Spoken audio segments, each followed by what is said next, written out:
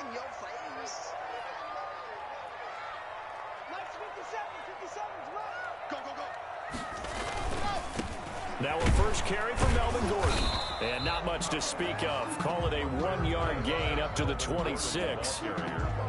Not a whole lot there. The defense was ready, it looked, for that run-pass option. You get the sense that next time he has that opportunity, he may keep it himself and get to the perimeter. Probably owes his back a little bit of an apology on that one, huh? I think I earned all my stripes. I don't believe all the hype. Get back on my feet and get right. Watch him work, watch him hate, watch him lurk, can't relate. Watch his skirt out the mud, out the dirt, above the waters, in the murks, at the gate, on site. The last play got just a yard. Here's 2nd and 9 from the 26. Here's Locke.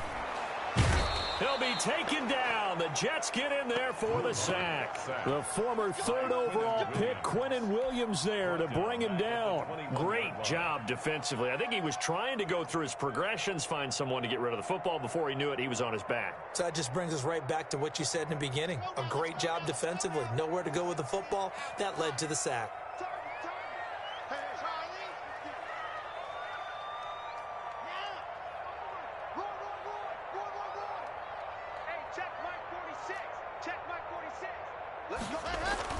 On 3rd and long, it's Locke. And they're able to get this one across the 35. Able to convert on 3rd and 14. A terrific play call. Well, one of the ways the quarterbacks keep all the receivers alive in a play, never lock in on any one guy. Make sure you keep your eyes moving, scan the field. And here he finds the open guy for a nice pickup.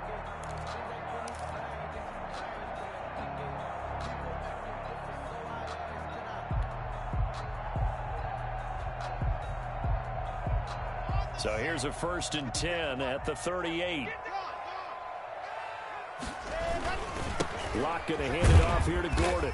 And he'll take this up over the 40 to about the 41. A gain of 3, 2nd down. Yeah, I don't know if it's exactly a win-win, but if you're on offense, you'll take that kind of a run, all right? It was kind of stacked up, found a little bit of yardage, and frankly, they're pretty close to staying on schedule on offense. The playbook is still open for the coordinator.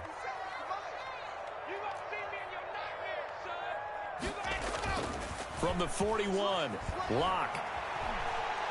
He'll let this go deep for Sutton. Oh, wide open, complete.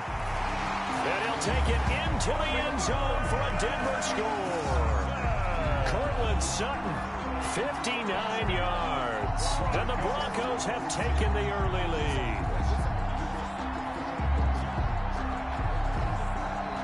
On here, Brandon McManus for the point after. And he's got it. 7-0 Broncos. Makes the score Broncos 7, Jets 0.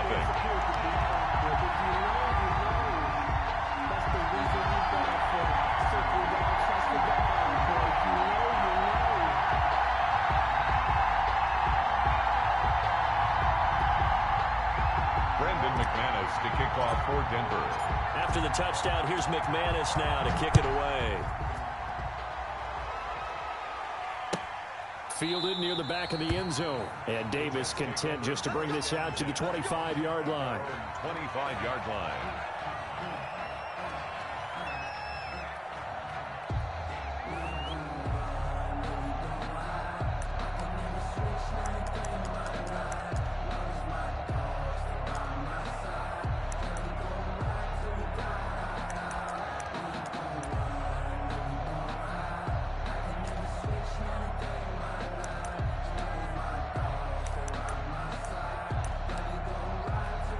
Darnold going to lead the Jets up now, 1st and 10 at their own 25-yard line. 40 seconds to He'll drop to throw. He's going to find his tight end. That's Chris Herndon. And they're able to get this one across the 35. The drive starting with a 1st down, 11 yards on that pickup. We'll see what kind of mindset they have here offensively after giving up the touchdown on the opening drive. And based on our time with them, prior to this game, I feel like they've got a good mindset going in. In fact, the discussion that we had with the coaching staff was, we may give up some points in this game, so our offense has to be ready each and every time to either equal or try and get us ahead and try and keep us ahead. This is their chance to respond to that first touchdown given up. So from the 36 now, 1st and 10.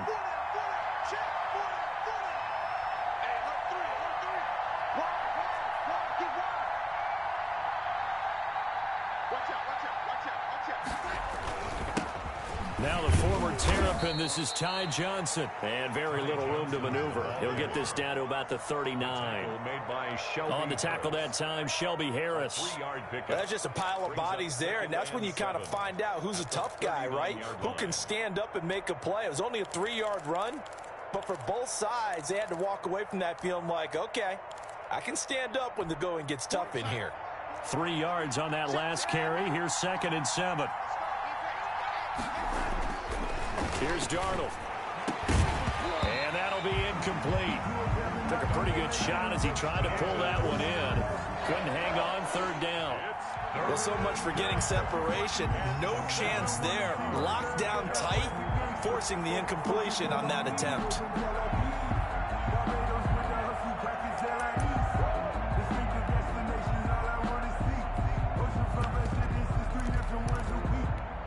They head to the line facing a 3rd and 7 following the incompletion on 2nd down.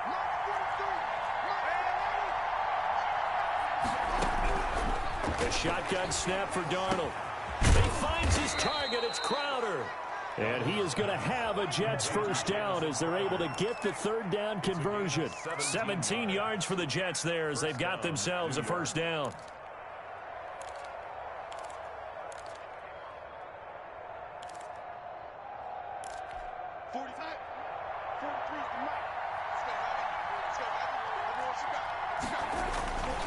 Here's Johnson. And he's going to get stopped up quickly. Give him a yard down to the 43. The run only got a yard. Here's 2nd and 9. 1-yard gain. Now Johnson. 2nd and 9. And he'll be down close to the 1st down marker as he gets this to the Broncos 35. Tackle by Will Parks. A gain of 8 yards. And it's 3rd down. They'll try and run for it. Here's Johnson. And he's going to have the 1st down yardage as he's down at about the 30-yard line. Give him the 3rd down conversion. 5 yards on the play. And the Jets 1st down.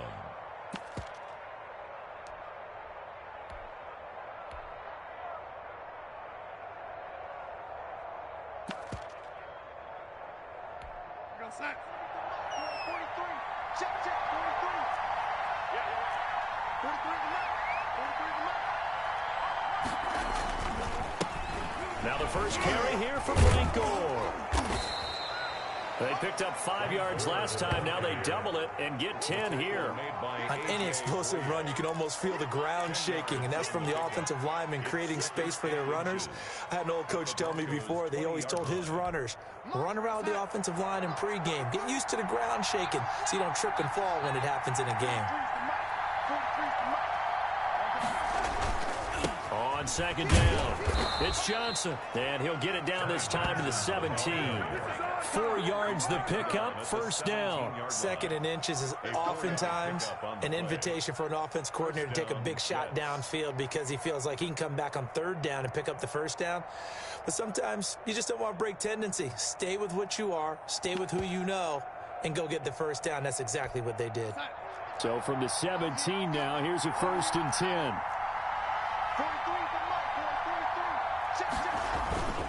On the ground, this is Johnson. And this will leave him a yard short. Nice pickup of 9 yards on 1st down. He was brought down at the 8-yard line. It's a gain of 9. Brings up 2nd and a yard. After 7-0 on EA Sports. Broncos 7, Jets nothing.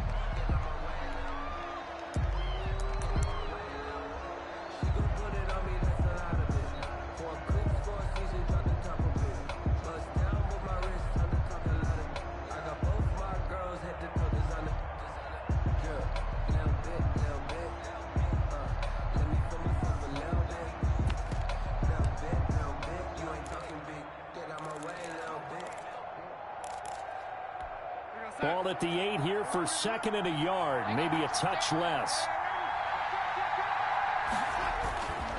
Now it's Gore. And he will maneuver his way down to about the 7. He can muster only a yard there, and they'll be left with a third and very short. Brings up third, and they'll try and pick up the first with Gore. He didn't get the touchdown, but he did get the first down as he's tackled at the 1. 6 yards on the pickup, and it leaves him with a first. And did he break the plane? Yes, he did. Touchdown. Punching it in from a yard away. And the Jets are an extra point away from tying this thing up. Well, solid blocking up front from the guys on the offensive line allowed him to get in for the touchdown. Yeah, some might say that the guys on the offensive line were in concert. I used to have a coach who called it marrying up, meaning when you get on a guy, you just stay right there, and each guy has his own assignment. That allowed the runner to make the big move towards the end zone. It's up and good, and we're tied at 7 here in quarter number 2. At 7.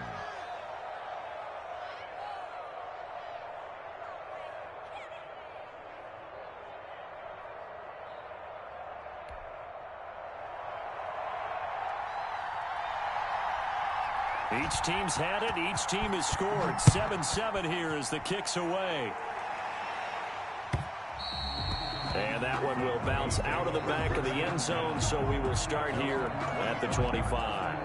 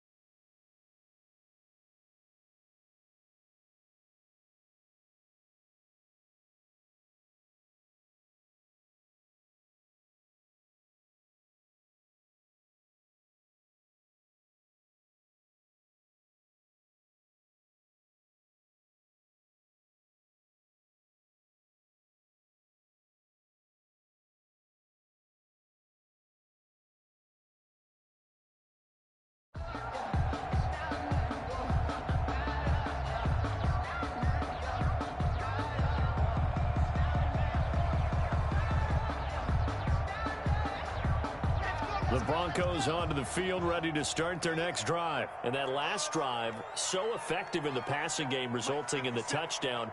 Maybe not many people were focused on the trenches. There was good protection there. Excellent protection. So now defensively, you've almost got to get down to those starters blocks like you're a sprinter. Get lower than those guys on offense and find a way to roar through them or around them to get into the face of the passer. Easier said than done, though. Way easier said than done. But they've got to try something because right now they're just cutting them to shreds.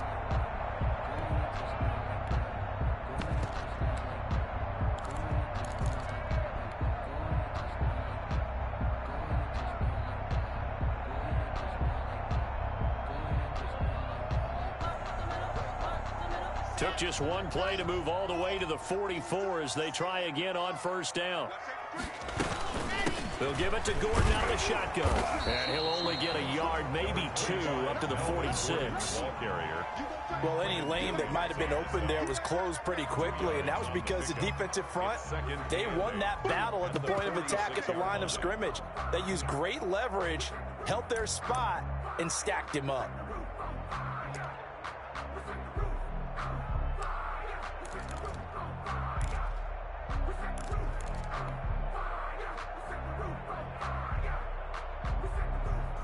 The last run got a couple. Here's 2nd and 8. 57's the mark. Mark 57. You. Zoom, fellas, let's go. Fakes the give to Gordon. Now here's Locke to throw. He'll buy some time right. He's going to let this go deep. Back over the middle. And that's going to be incomplete. Good effort there trying to take a shot, but it's 3rd down. That was an interesting look there because as soon as he got outside the pocket, I thought he was going to take off and run for yardage. But what often happens now with these quarterbacks who can move, defenses want to try and keep bodies in front of them, and I think that discouraged him from taking off and made him try a pass downfield that fell incomplete. That's incomplete, but there is a flag down, so hang on. A big call coming on 3rd down. So they will accept the penalty and move forward.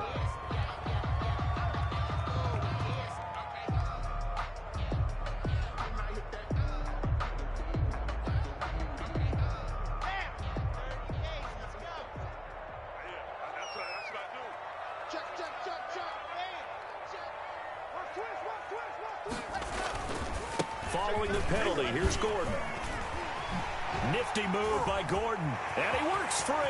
There goes Melvin Gordon, and all the way home for a Broncos score.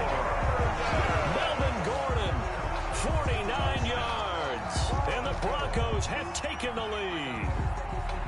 Bottom line, when you play a runner with these talents, you've got to be able to wrap up and get him on the ground.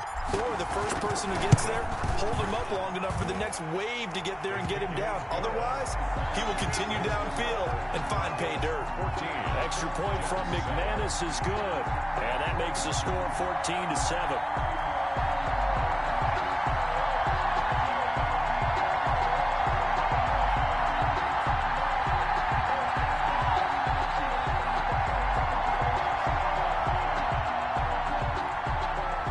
McManus to kick off for Denver.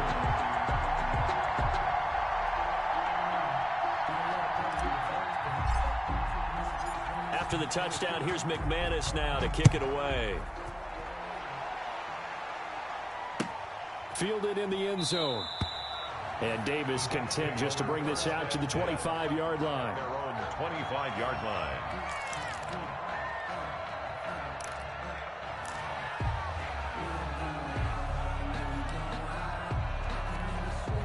Jets offense coming up now to start their next drive. They trail a one-score deficit, 14-7, as they come up 1st and 10. And they'll start the drive on the ground with Johnson. And he's going to be dropped following a pickup of 7 past the 30 to the 32. He was brought down by... Well, no matter how they phrase it, staying on schedule, staying ahead of the sticks, whatever you want to call it, 7 yards on 1st down, that fits the bill. They'll operate from the 32-yard line here, 2nd and 3. Darnold now to throw. Throw complete to Herndon. And he'll be brought down right around the 37. A gain of 5, good enough for the first down. One thing you're hoping for when you run drag routes, you're able to hit a receiver in stride, and he can pick up a lot of yardage after the catch. But in this situation, the defense was effective, able to stop him before he could get a good head of steam going.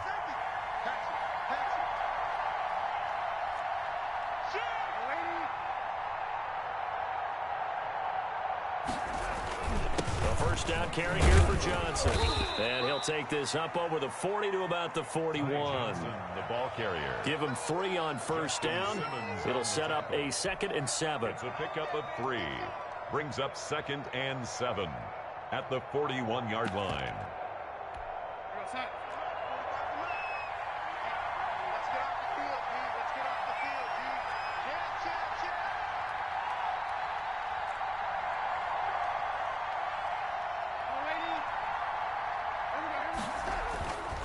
Here's Darnold. Caught by his tight end, Wesco. Darnold's pass. That catch good for 5. It's 3rd down. A 5-yard pickup on the play. And it's 3rd. We've hit the 2-minute mark in the second quarter. 14-7.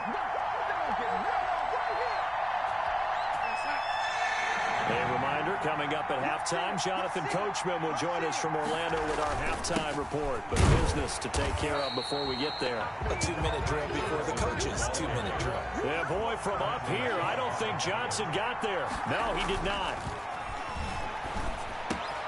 And it's caught by Herndon. And he'll be out of bounds just shy of the 40. A big roll of the dice on 4th and 1, but it pays off. They convert. You don't always expect tight ends to be big in terms of run after the catch, but after that play, he joins a growing band of players that's putting that stereotype right on its ear.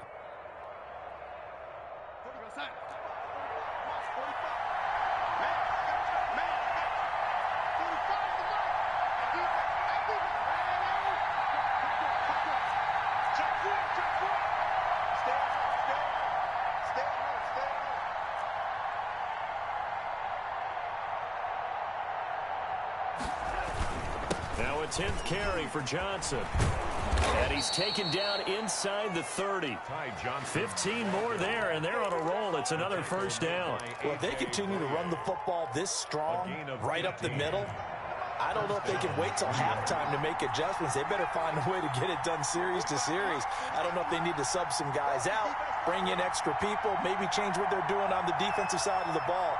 But right now, they're running the ball very well right out and right up the middle. Screenplay, Johnson. And he will lose yardage here to the 31-yard line. The Jets are going to use the first of their timeouts as they'll stop it with exactly a minute to go before halftime.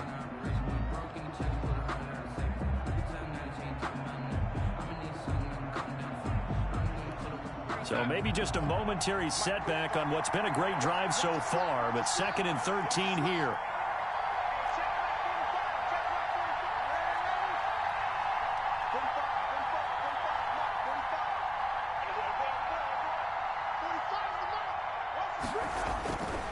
Darnold. And that is incomplete. A lot of force bearing down on him there. He could not hang on. It's 3rd down. Well, that one was all about the defender making life difficult for the receiver. Very tough for a guy to hold on to the football through all that contact. He ends up forcing the incompletion.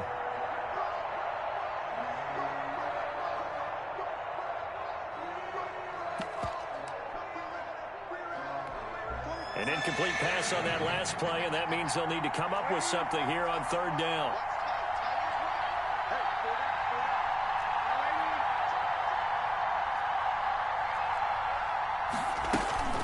Back to throw, Darnold. He's going to look deep for Perriman. And it's intercepted at the goal line. A.J. Boye with a pick. Thought he had the pick. Flag comes in for P.I.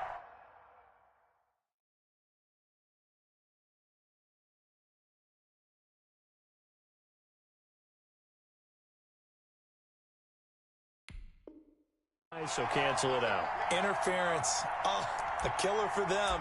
Thought they had a nice play. Instead, there'll be marginal yardage against them. A chance now to get even before the break as they come up first and goal.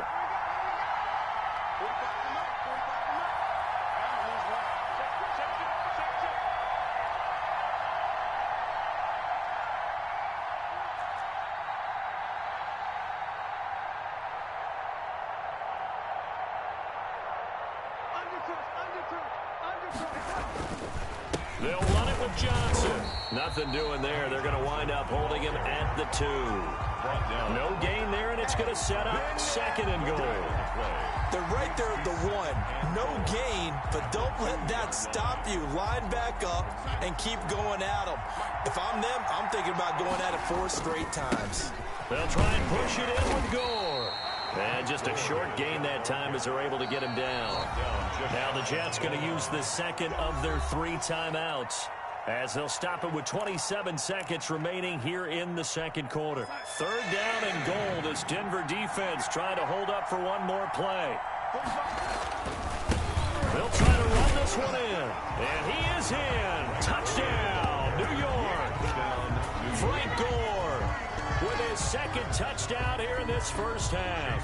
And the Jets are an extra point away from tying this thing up. And we've got a good one brewing. We're all knotted up at 14. That ties the game at 14.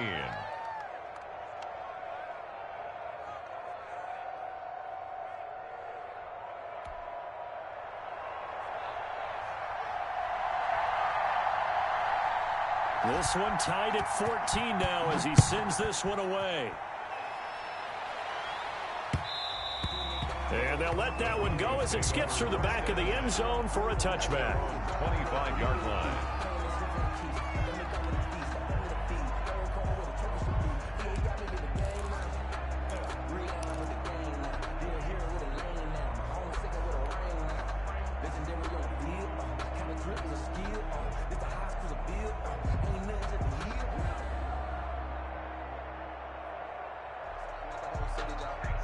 Denver offense at the line, ready to go. You've got less than 30 seconds left here in the half. You're well on your own side of the field. What are we doing here, Coach Davis? Well, I'm trying something on first down, and it's something that's safe. It's something that's been done many times before. A lot of people say it's not even worth trying, but I'm running a draw. I'm running a screen. I'm seeing if something pops. And if it does, that can alter my strategy and potentially get me some points. And if it doesn't work, well, then you just run the clock out and go to the locker room. Block off of play action.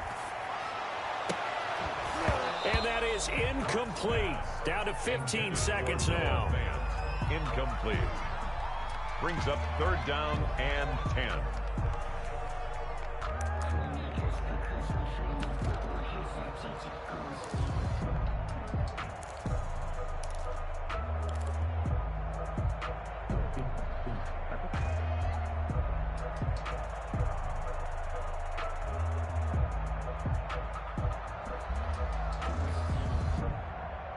Now they face a 3rd and 10 after back-to-back incompletions. This time they stay on the ground, and he's going to be brought down short of the first at about the 31-yard line. It's a 6-yard gain, and it leaves them looking at a 4th down. A gain of 6 yards. And with just 1 second remaining in the first half, they'll call the timeout.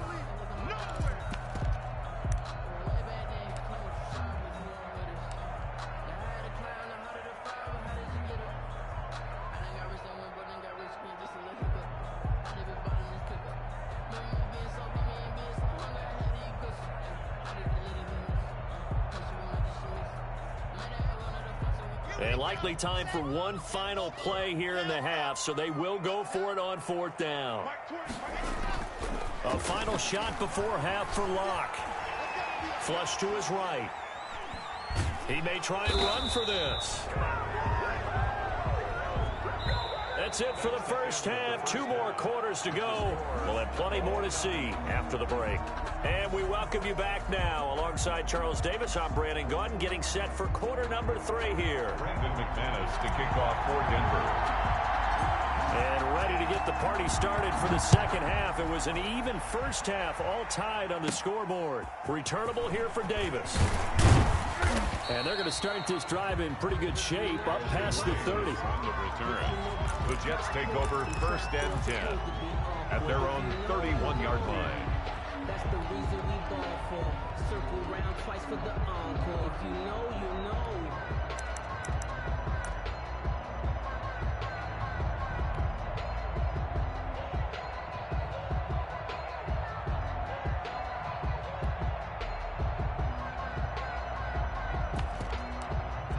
Jets offense coming up now to start their next drive. They have a chance to break our tie here as we get a look at the first drive of quarter 3.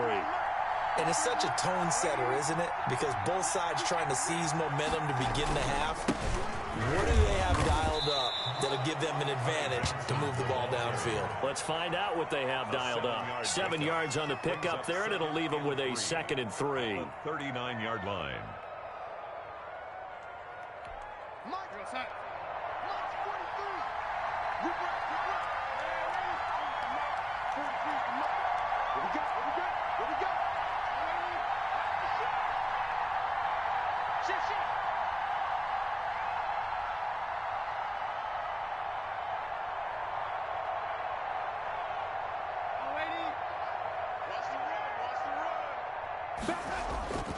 They go to Johnson again. And he's going to be out of bounds right at midfield. 11 yards there, first down. How many times do we say in this game that speed kills, and it does it in so many different ways? In this case, you got a back who's quick and shifty, can make moves, make people miss, but also gets to and through a hole before it can close down. That's some of the benefits of that speed, not just outrunning people in the secondary. That led to a really nice... Looking for Perriman, and it's intercepted. Picked off by Justin Simmons. And the return stops just a little bit shy of midfield at the 48-yard line. First possession of the third quarter, an interception, so maybe a second-half tone setter. Indeed, and not the tone they wanted to set. That's the equivalent of running out the wrong door and running into your pool instead of running out onto the field. A real dud for that one. Has that happened to you before? No, but I've heard stories about teams actually doing that back in the good old days. The Broncos onto the field, ready to start their next drive. And this offense last time turned it over, went for it on 4th, didn't get it. They're lucky, though, because no points against the team on the board, but we'll see how they respond. Yeah, they've got to get a lot of credit to their defensive teammates, don't they? They had their backs on that last series, and because they did so, that allows the coach to still stay aggressive on offense and maybe go for it again in a similar situation. I was going to say, maybe makes that offense feel good when you know you've got a defense making stands like that. Yeah, that'll loosen up things a little bit, won't it? Maybe you'll play a little bit better the next time you have the ball. Well, the first play of the drive lost 4. Now they'll look to move it forward here on 2nd and 14.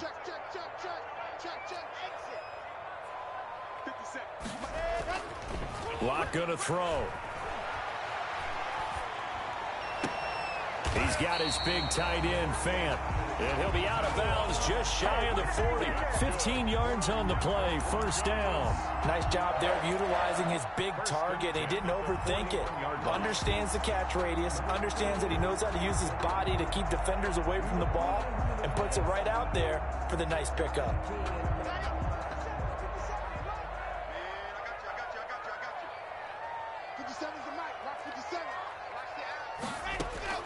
On first down, Locke. And he rifles one incomplete. You could tell they wanted to get that ball downfield. They had nothing working in the secondary, so he dropped it off to the running back. That one ended up incomplete.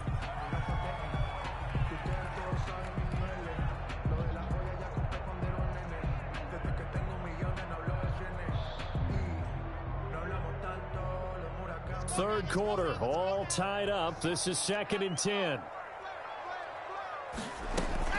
Now they run from the gun with Gordon.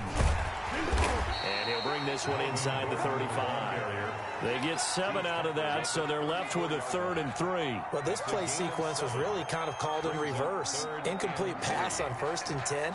Nice run on 2nd and 10 when probably everyone was expecting him to throw the football. On 3rd down, you're a little off balance.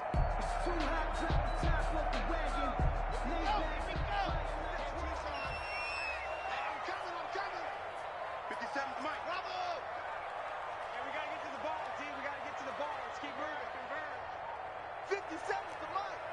57's the mic. Hey, watch the screen. Watch the screen. Ready? Locke going to try and throw on third down. And the Jets defense making things difficult there. Fourth down. So now fourth down looming. Remember, these guys went for it on their last drive, but it didn't work out. Yeah, even though it didn't work out, I would not be surprised at all if they went ahead and did it again. You miss 100% of the shots you don't take. Darn right.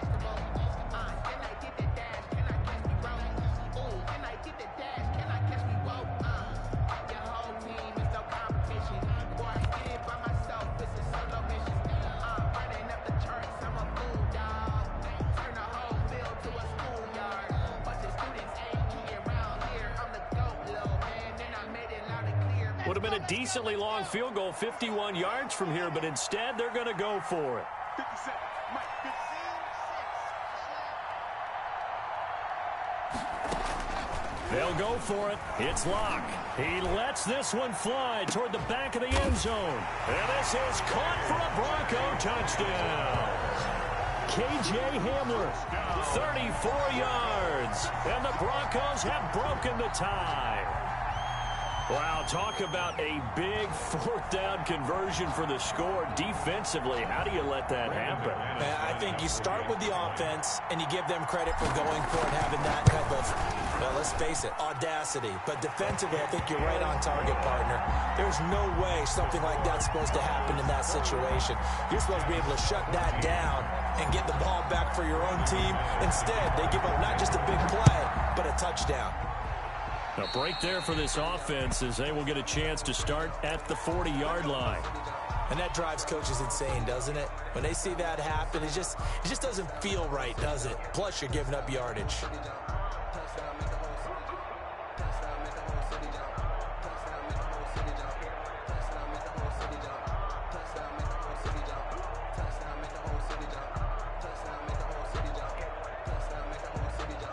Darnold going to lead the Jets up now, 1st and 10 at the 40. 43's the mic. 43's the mic. Now Darnold. Man open left side is Brown. They'll contain him to just 4. 2nd down. I think it's okay there. They didn't get a whole lot on that play, but it's nice to have a safety valve that's built like this guy. Big target, guy you can spot pretty easily. Put it on him when your other targets aren't open.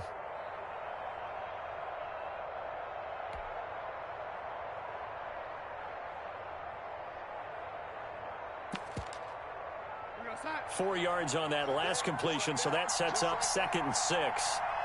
Check 45's the mic. Check 45's the mic. To throw is Darnold. Able to connect with Mims.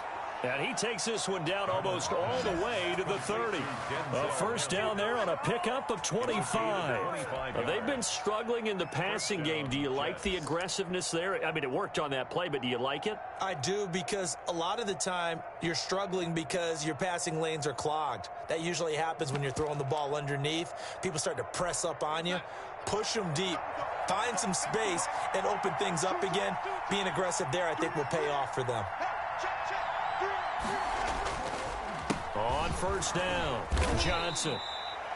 Give him 5 on the carry there, and it'll be 2nd down. That's a really good gain right there. They pick up 5 yards halfway to a first down.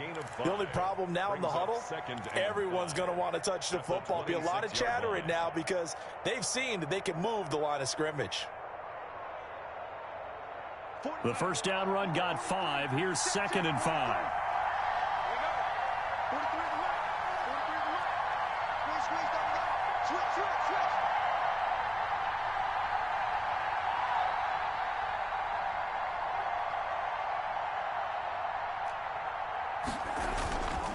Again, it's Johnson.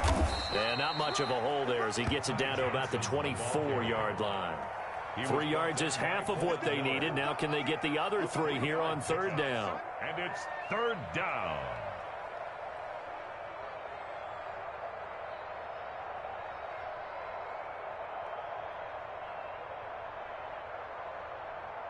We're gonna sack. 43's the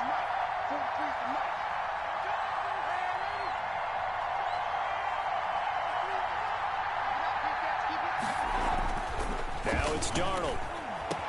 He'll have a first down inside the 10.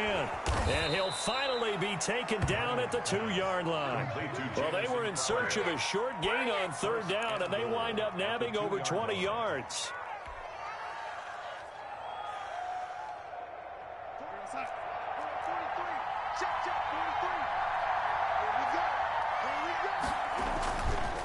They'll try and run. This is Johnson. And he's in. Touchdown, Jets.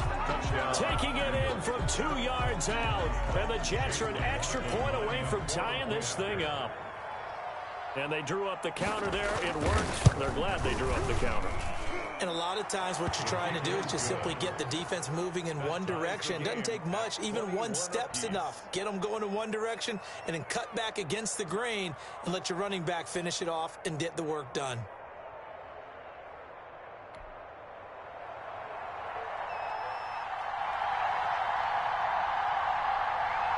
A couple of teams locked into a good one here. 21 all the score as the kick's away. Fields it in the middle of the end zone.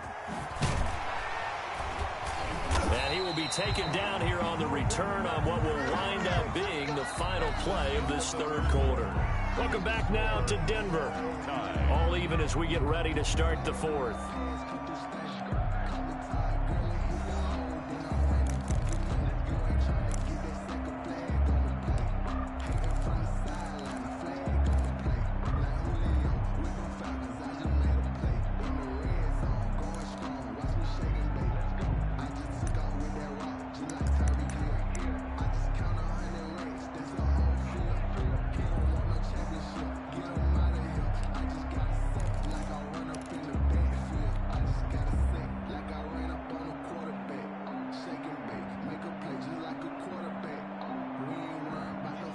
Denver offense at the line, ready to go. Well, they just gave up the score to tie it. That's the bad news. The good news, plenty of time in this fourth quarter to try to grab that lead back. And a short pickup there as he'll take this up to right around the 20. At the 20-yard line. Certainly a nice job there by the defense rallying to the football and getting him on the ground. But I think the play gets made by the defensive front because if they can't get upfield, their job is to go ahead and get low, almost get into a ball sometimes, stack things up, and make it difficult for the runner to find a hole.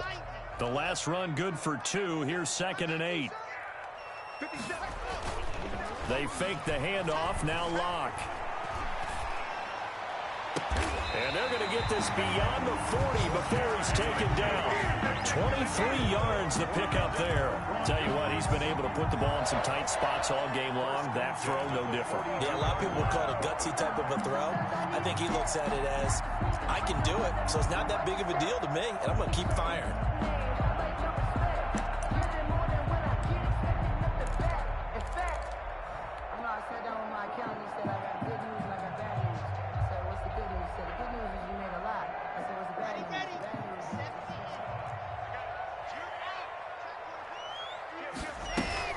Now Gordon on first down. And he'll be taken down just shy of midfield. A solid run on first down. Gain of 7 leaves him with a 2nd and 3. That play wasn't quite as big as the play that preceded it, but still, got to like the way they're moving the football, partner. Absolutely. Pretty good room to run on that last play. Yeah, they didn't get a first down, but still, you'll take runs like that each and every time, won't you? From just shy of midfield, Locke. They'll set up the screen for Freeman. And he'll get it down here to the 43. That one a first down pickup of 8. For a second there, I thought that might break big. Screen pass. Looked like it was coming together. Looked like there was an opening. Still, ended up with a solid gain. So in Jet territory now. Here's 1st and 10 at the 43.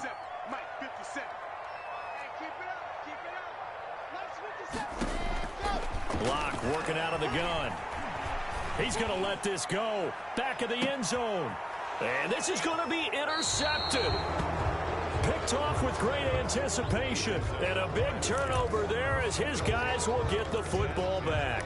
At their own 20-yard line. Jets offense coming up now to start their next drive. And the question, can they turn that interception into points? A tie game for the moment in the fourth quarter. And he is brought down at the 22 after a gain of 2, and it brings up second down. And not much on that run, Charles. No, that's exactly the way to execute a run blitz there. They guessed correctly that they would move the ball on the ground, honed in on it, and stopped them. Mark that down for a win in the defense's column. From the 22, here's 2nd and 8. They'll look to throw. Looking for Perriman there. He's got him. That throw good for only a couple. It brings up 3rd down. Rashad Perriman. It's a gain of 2 yards, and it's 3rd down.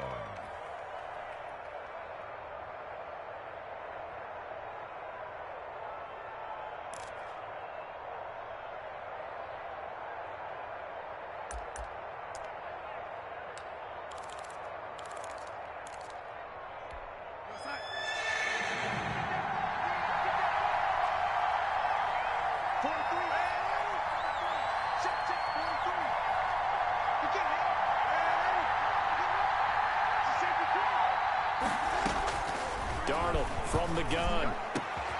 He's got Herndon, his tight end. And he is going to have a Jets first down as they're able to get the 3rd down conversion. That 3rd down conversion good for 23.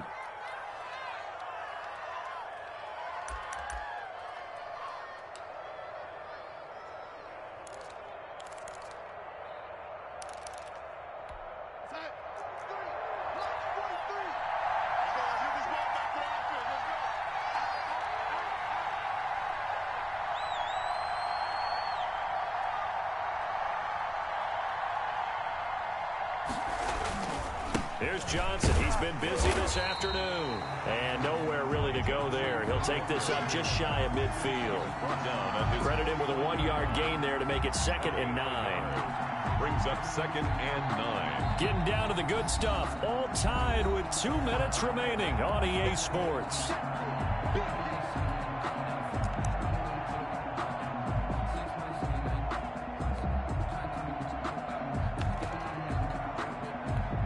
So it's Jets football as we get you reset here.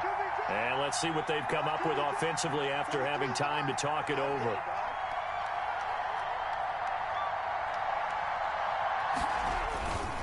They'll keep it on the ground. Johnson. And this time he's able to take it down to the 42. 9 yards to pick up there, and it's a first down. But they picked up a little bit of yardage there, and now, in this situation, should be in no hurry to run a play really fast. Let the clock wind down. Ready? 43 is not. 43.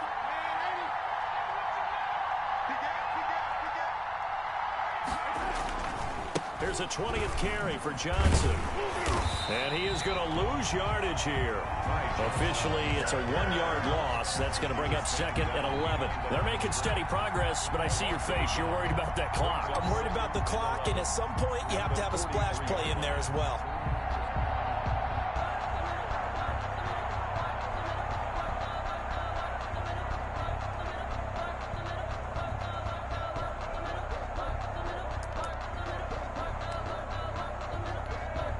Second and 11.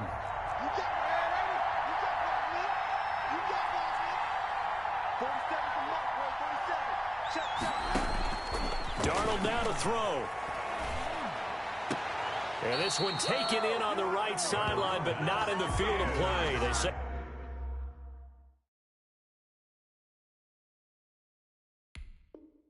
it's incomplete. The throw led him a little too far. It brings up 3rd down. 11.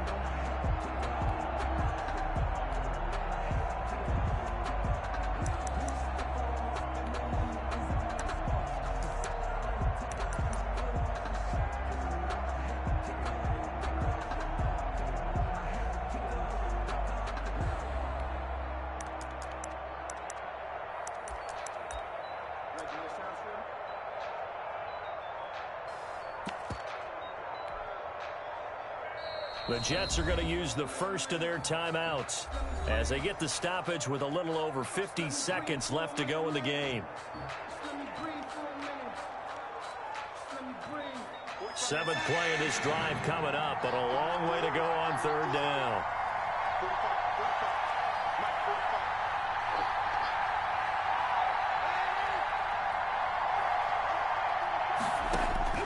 Now Darnold. That is caught. It's Perriman. And he gets this one inside the 15, just a yard or two shy of the 10. That one will go down as 33 yards on the third down conversion. New York.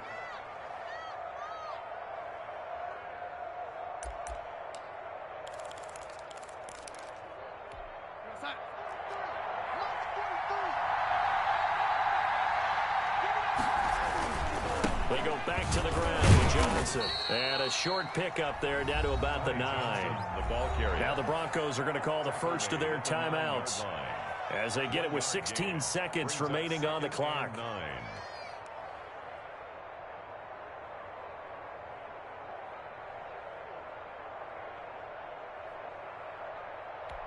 Here's 2nd and 9, just a yard on that last run.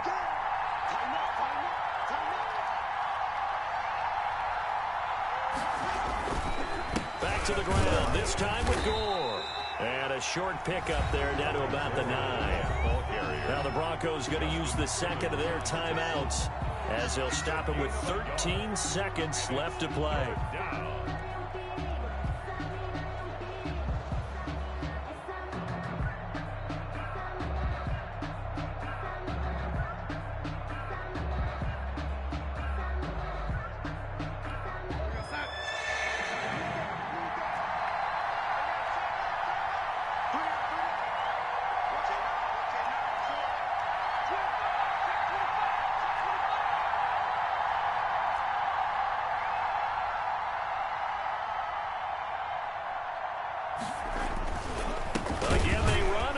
Gore. And they'll be driven back here, losing yardage to the 10-yard line. A loss of a yard, and it brings up 4th. And we are set for a great finish as that timeout comes in with 2 seconds to go in this football game. So now this one's going to rest on the foot of their second-year kicker. And we will get a timeout with 2 ticks left. So now this one's going to rest on the foot of their second-year kicker. A 27-yard attempt. And it is good. He splits the uprights on the chip shot. And the Jets are going to win the football game. Well, a little drama there at the end, but really this thing was already decided. The late points get scored, and then it ends on the kickoff. And I'm right there with you, partner. At the end of the game, they knew what they had to do. Just make sure you don't cough up the football at the end. Just take care of it, and victory was theirs, and that's exactly what they did.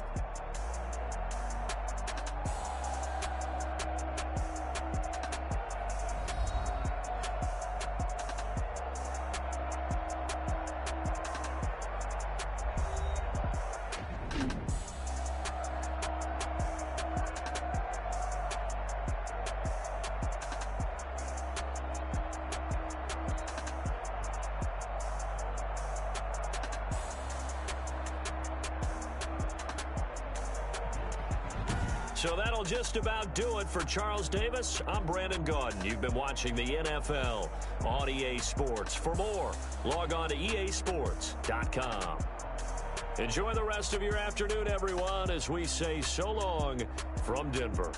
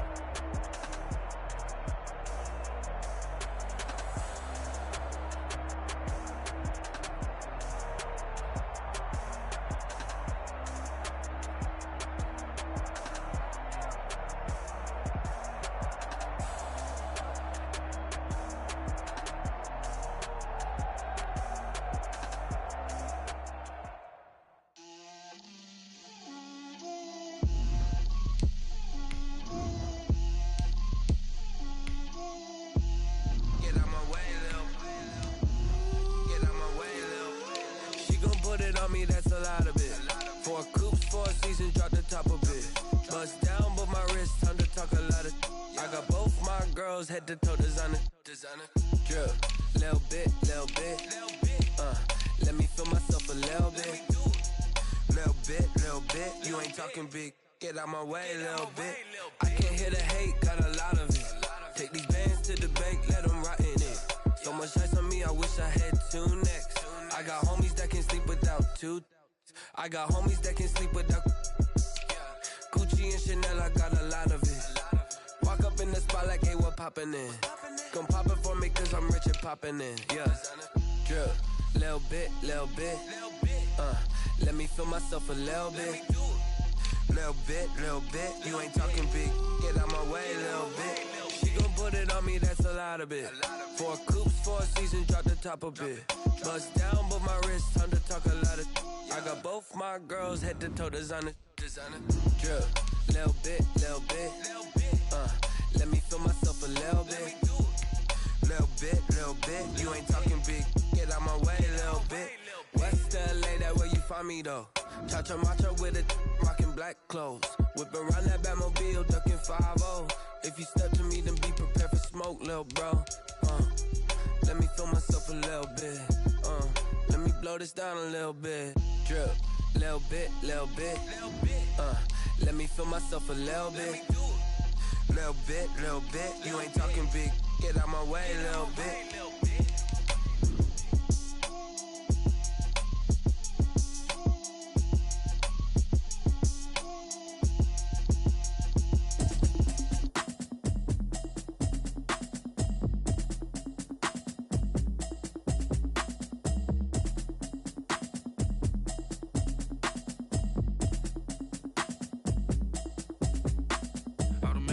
You should know it's automated.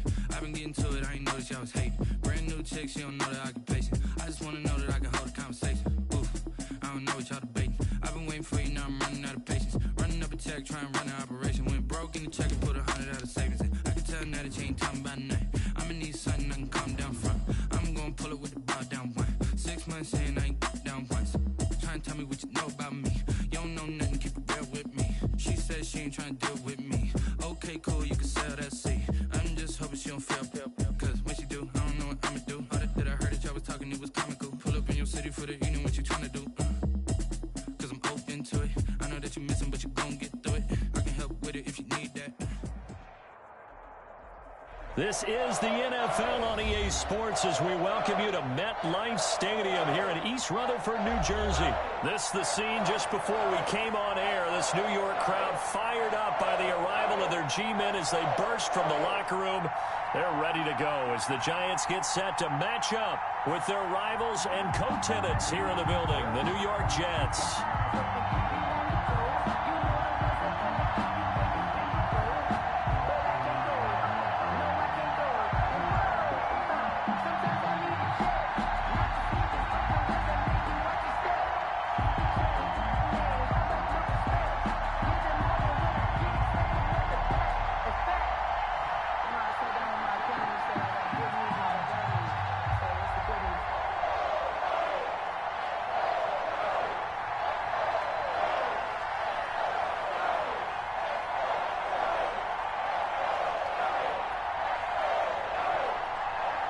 The ball on the tee, we're set for football. And we are underway from MetLife Stadium.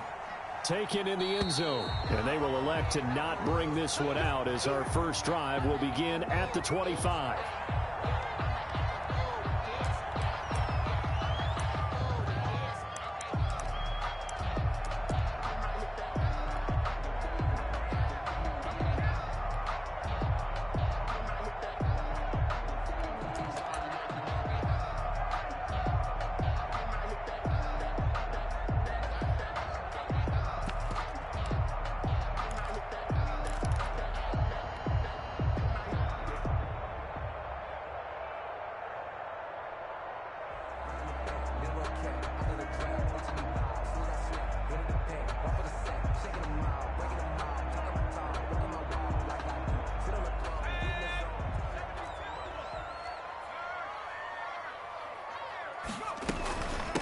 They'll run for the first time with Saquon Barkley.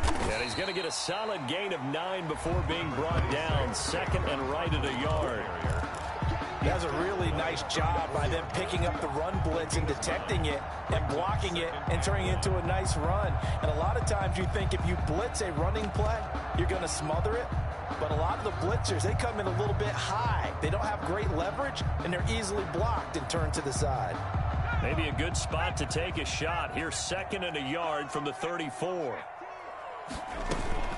Out of the shotgun, they run with Barkley. 2 yards, good enough for a first. Second and 1 is often an invitation to take the big shot downfield. I bet the offensive lineman said, are you kidding? We just get on our backs and let's go get the first down. They love being physical. So from the 36 now, first and 10. Operating from the gun, Jones. He's going to float this over the middle. He's got it at the 15. And deep he goes into...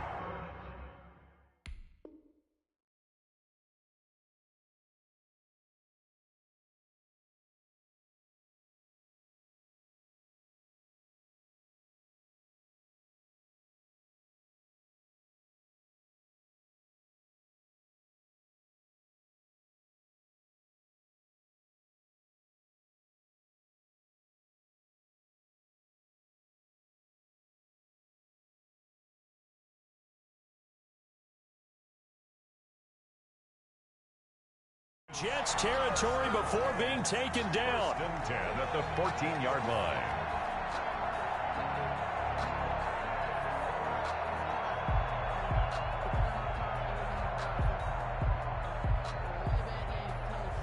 So how about this for field position after the big play? Inside the 15 now as they come up on first and 10. A give to Barkley out of the gun. And he'll fight his way down right around the 12. They had the huge play last time. Here it is a much smaller gain of 2. Well done to sniff that out defensively. He had it diagnosed pretty quickly. I love that description because diagnosed is perfect on that one. Read his keys, made the play, and he couldn't even get going moving the football.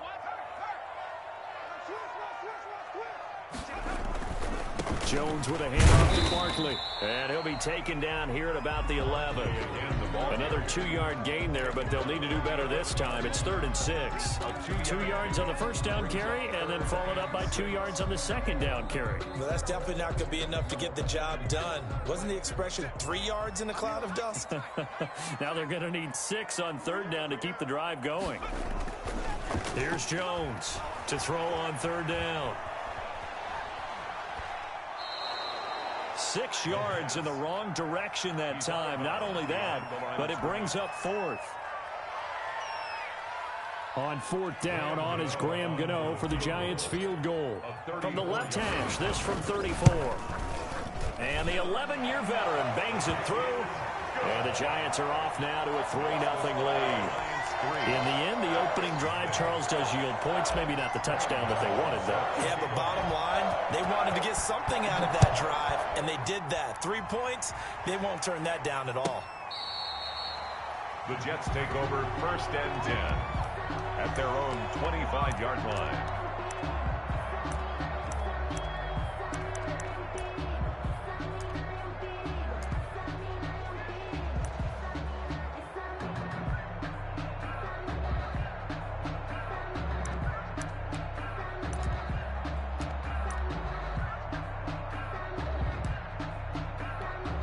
Darnold going to lead the Jets up now, 1st and 10 at their 25-yard line.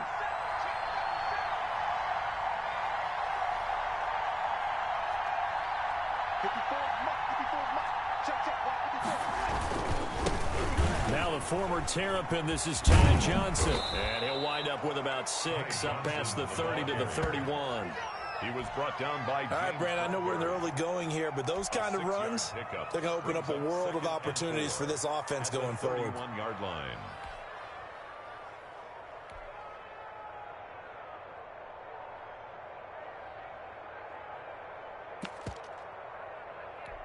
The last run got 6. Now 2nd and 4.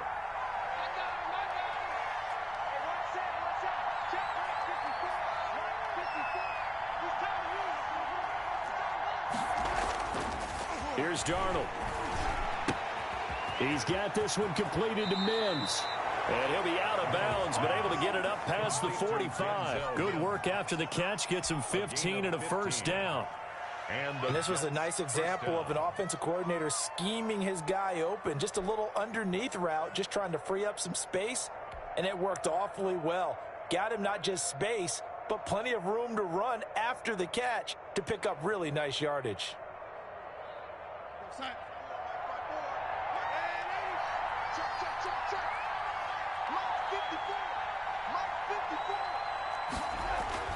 On first down, Darnold. He's got this one complete to Perriman.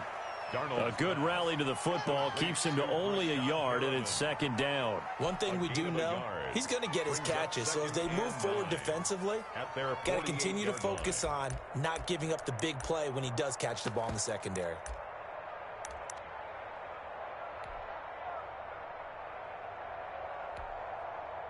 They only got a yard out of that last completion, and that makes this 2nd and 9. And now the Giants will stop play as they take a timeout defensively. They'll have 2 remaining as we step aside here in this first quarter.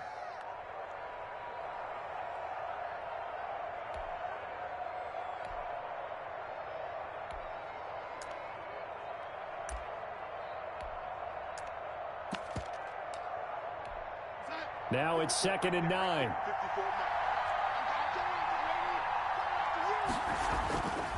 Here's Darnold. And that's incomplete. He was trying to find his tight end, Chris Herndon, but now it's 3rd down. That's a nice job there because you've got to play the ball, not the man when in coverage. That'll keep you away from a lot of needless penalties. And he's able to knock that one away.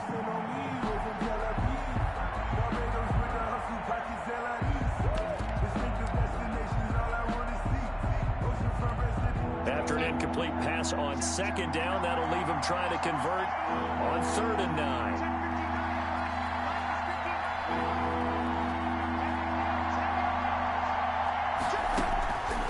Again, Darnold. And they'll work this down to the 40-yard line. Tackled there. Darnold to his tight end, Herndon. First down, New York.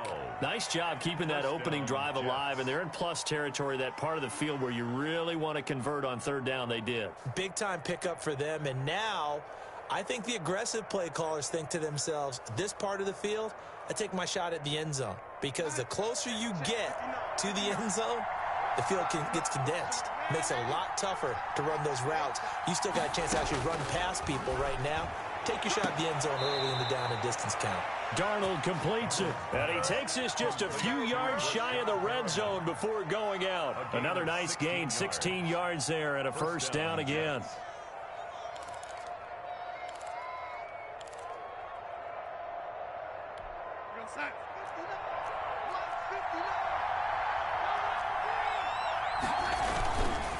Here's Johnson. 3 yards on the pickup there, and it'll be 2nd down. Look, all any running back wants is a little bit of room, a little bit of space in order to maneuver.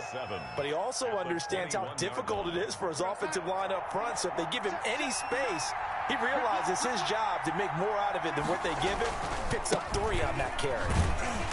Looking for a crease, can't find one. Stopped at the line of scrimmage. No gain on the play, and it's going to bring up a 3rd down. No gain on the play. Brings up 3rd down.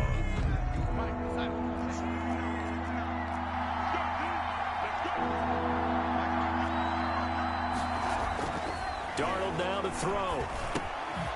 Throw left side, taken in by Mims. And he's in. Touchdown, Jets. Complete to Denzel. From 21 yards away. And the Jets have taken the lead. Certainly there are good things about quick strike offenses that score fast, but a long drive can also work to your advantage as well. In so many ways, Brandon, because number one, you get them tired, but the big one is mentally. They can't figure out how to slow you down, how to get off the field, how to get the ball back. They go to the bench wondering, what are we going to do next time in order to stop those guys? The PAT up and good, but hold on a second. There is a flag.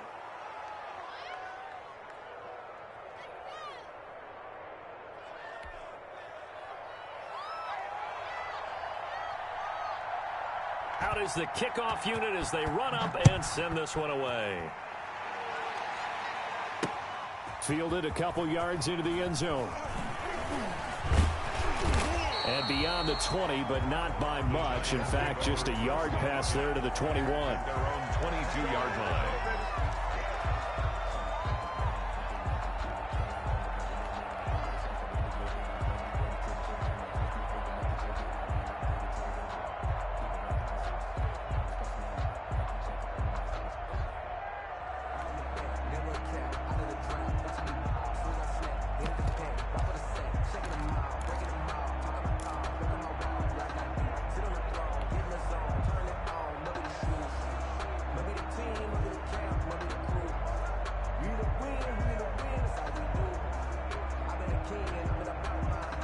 The other New York offense getting ready for their next drive. And last time able to get 3.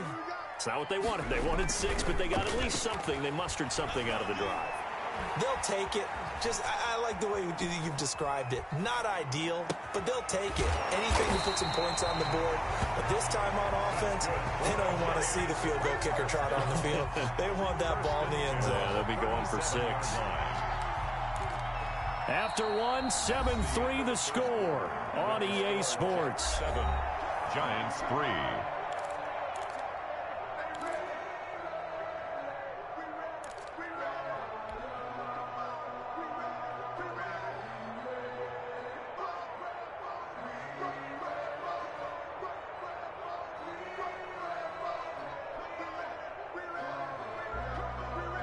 Line of scrimmage, the 37 on 1st and 10. Now Saquon Barkley. And a 5-yard gain gets him to the 42. Saquon Barkley, the ball. That's a really nice, tough run inside, and they gained 5 yards on it. And to be frank about it, most offenses don't expect to get 5 yards on a play call like that. So when they do, they go back to their huddle with a little pep in their steps. They're starting to think that they're starting to dominate the line of scrimmage. After the pickup of 5, here's 2nd and 5. Now Jones. That's caught by his tight end, Evan Ingram. And he's able to take it across midfield before going out of bounds. It's a 1st down on a gain of 10. That was a route run not just with dexterity, but with intelligence. Found the hole in the zone, made sure the quarterback saw him, and was able to make the sure catch and flip the down marker back to 1. So in jet territory now. Here's 1st and 10 at the 48-yard line. He's checking. They'll run with Barkley. It's a 7-yard carry to set them up with a 2nd and 3. Taken down. So much of the game today, we're looking for hybrid players, guys who can do a combination of jobs. And anyone who plays a strong safety position, now more than ever, is a hybrid type player. Half defensive back that covers passes and half linebacker that makes tackles. We just saw the linebacker make that play. 57's the mic. Watch 57. Jones fakes the give to Barkley. The attempt on the dive, and he has it. What a catch. 23 yards the pickup there. When you're a player of his stature, you don't just circle the games on your team's calendar. You Circle the Pro Bowl? Without a doubt. That's a game that you just figure you're going to be in each and every year. And it's because of catches like that. That's why he goes. They had to settle for 3 last drive, hoping this second go-around ends in 6. In good position, 1st and 10. Check 43. This is Barkley. And he'll take it from the 18 to the 15. A gain of 3. I do know from experience that when you slow down someone's running game, you're now doing the dictating on defense. And guess what? Now you're getting ready to tee off on their quarterback because they have to throw it all the time. But you still have to be alert for the draws and other plays of that nature to make sure you don't get hurt. 57's the mic. 57. On 2nd and 7. Jones, that's complete. He's got Barkley out of the backfield. And he takes it inside the 10 to the 8 before he's out of bounds. That was play number 7 on this drive, and it got him 7 yards. Play number 7 coming on this drive. It's 3rd and inches. Check three. Check, crunch. They'll try to run for it with Barkley. And he has the first down before he's tackled at the 5. It's a 3-yard pickup, and that sets up a 1st and goal. And we tend to give those running backs that are slashers a lot of credit, but how about guys who are maulers? Because that's what you want in short yardage situations, and we just saw that occur right there, didn't we? Vertical, downhill running.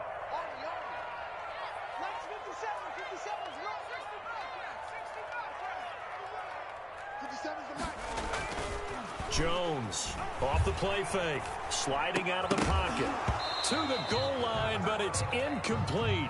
Nice play there to force the incompletion. And to me, one thing's for sure. When you're the underdogs and you're playing on the road, you absolutely have to get takeaways. You've got to get the ball from them. Yeah, win that turnover battle, going to be key. They didn't get one there, but you get the feeling they keep making plays like that, they might just get a few. Yeah, once you get one, defensive teams think they come in bunches. A line of scrimmage, once again, the 5 as they get ready for 2nd and goal. Barkley. And not a whole lot there. He does get a couple, taking it from the 5 down to the 3. This Jet defense so far standing tall. They need another stop now, 3rd and goal. They'll roll him out right. And the Jets defense making things difficult there. 4th down. More problems here on 3rd down. They've converted only once so far in this first half. And you know as well as I do in this league, if you don't win on 3rd down, it makes it hard to win a ball game because then you're relying on your defense, you're relying on your special teams. You've got to get it done with your offensive unit. So out comes a field goal team now for the 2nd time here today. From the left hash, a chip shot here. And Gano's kick is right through. And they'll get it back within a point at 7-6. So a dozen plays on that drive, CD, but in the end, it yields just the 3 points. Well, they were able to keep the defense on the field for a long time, but let's be honest about it. That was about as unsatisfying a drive as you're going to get. 12 plays, and you only get 3 points out of it. Not quite the ending they were looking for. At their own 25-yard line.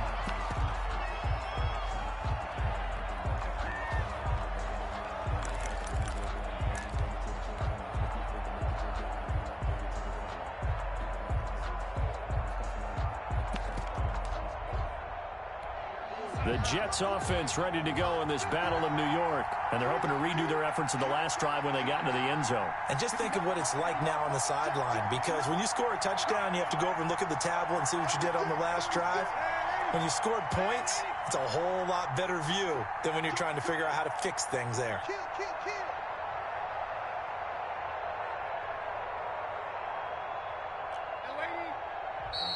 Now whistles come in before the snap. Looked like one of the Jets may have moved.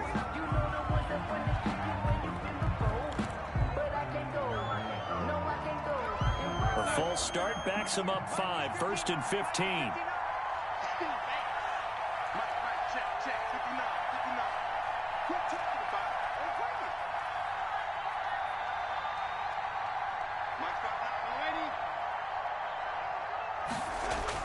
Back to throw, Darnold. That's caught out left by Perriman. Rashad Perriman off to the races. And he just falls short down at the 1-yard line. New York.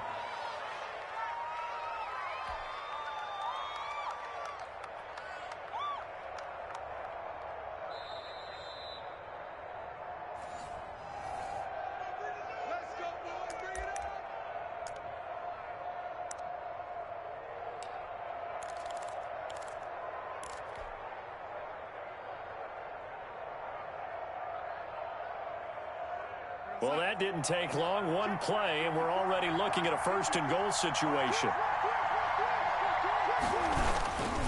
A toss, left side, Johnson. And he's going to take it in for a Jets touchdown. Touchdown. Taking it in from a yard out. And the Jets will extend their lead. So the big play to kick off the drive set them up first and goal, and they're able to cash in right away on play number 2. I think I'm starting to understand more and more when we get ready to do games and we meet with coaches why they talk about big plays, explosive plays, and how it sets them up for success, because that's exactly how they were able to score on this one. We saw the touchdown. We saw the payoff. But, of course, that big, long chunk play is what got him in position. Now this will make it into the end zone. And he returns this to the 22. The Giants take over 1st and 10 at their own 22-yard line.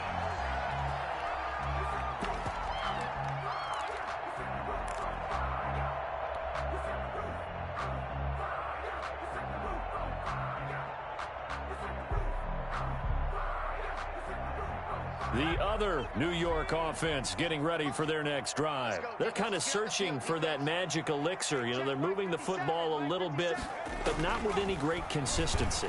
I love that term you just used, elixir, right? Old school. Old school. I love that because you don't want to put too much pressure on your defense as well. All right, if you're kicking field goals, that's great. But your defense has to keep going out there and holding the other team. You're not giving them any cushion to work with, and that gets tougher and tougher as the game goes along. Put the ball in the end zone and get sixes. That's the ambrosia that they're looking for. Ambrosia and trying to erase this deficit. Jones now on 1st down. He'll complete this to Ingram as tight end. And he'll work it across midfield inside the 45. 15 more yards there and quickly another 1st down. Back-to-back good plays have him on the move on 1st down. Throwing Jones. And he's going to be sacked. They sack him back right at the midfield stripe. Now the Giants will use the second of their 3 timeouts as they get the stoppage with just under 50 seconds remaining in half number 1.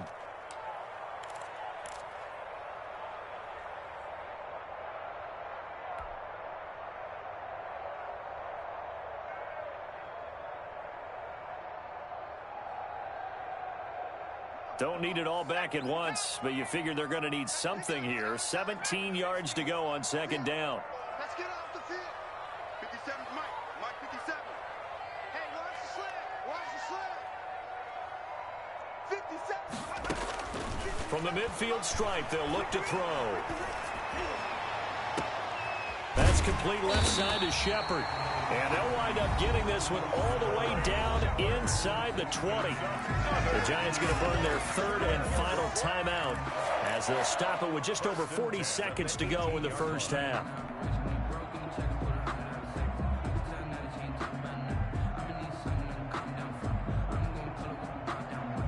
So the big play means just like that, they'll operate from the red zone now on 1st down. Now it's Barkley. Yikes, a 4-yard loss really sets him back now for 2nd down. With his size, he's a tough man to bring down, but they do a nice job there stopping his progress and not allowing him to get back to the line of scrimmage.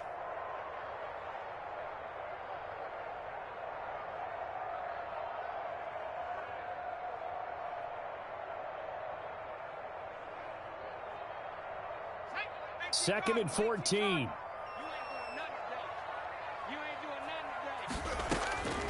From the gun, Jones looking for the end zone. And Ingram's got it. Touchdown, Giants. Evan Ingram there to make the grab. And the Giants are a 2-point conversion away from tying this football game. And that was a beautiful ball right there as he waited for his tight end to come uncovered in the end zone, so give him points for patience as well. Delivered it right where it needed to be for 6 points. The Giant offense going to stay on the field as they'll go for 2.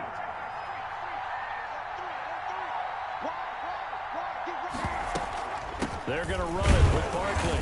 And he gets halfway there down to the 1-yard line. Well, partner, since this new 2-point rule came into play, offenses spend a lot more time working on it. That means the defenses are doing the exact same thing.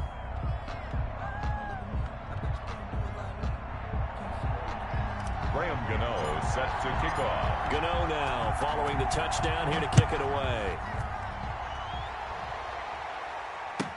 That's fielded on the back line of the end zone.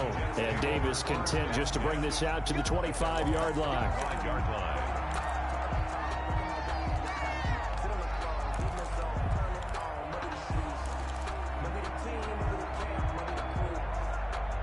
The Jets offense ready to go in this battle of New York. You're under a minute to go here in the half. Field position not really in your favor, but still time to try and move the ball and get in field goal range. Yeah, you've got the lead. It's definitely a thought. Let's go ahead and try and increase it.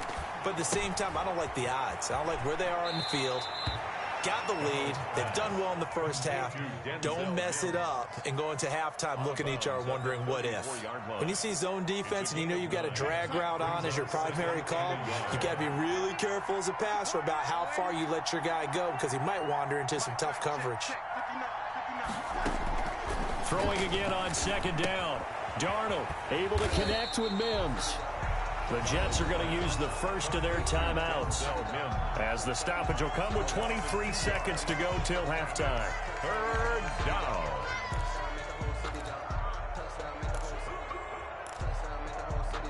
The last catch took him 2 yards in the wrong direction, so now what can they do on third?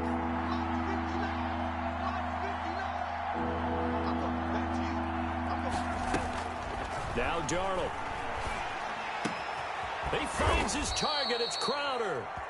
Now the Jets going to use the second of their 3 timeouts as they'll stop it with 17 seconds to go in this first half of action.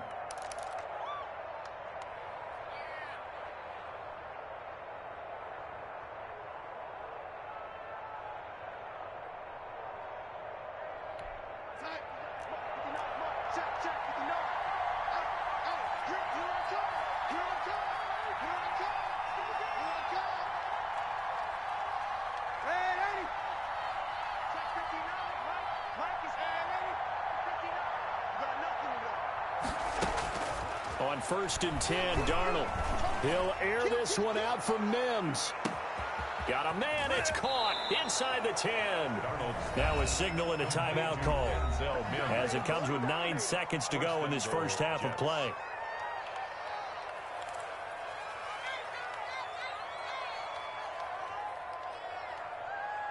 This shit is whack, man. I'm sitting here pounding the fucking button to jump, man. This game is just... So even though it's first down, here's the field goal unit on now to try to get 3 before halftime. From the right hash at a bit of a tight angle. And his kick is right there. It's good. And that will push the lead up to 5. So a capper there to a pretty good first half. And I love the way that they put a chokehold on the clock and pretty much drained everything before they put the field goal on the board as they headed into the half.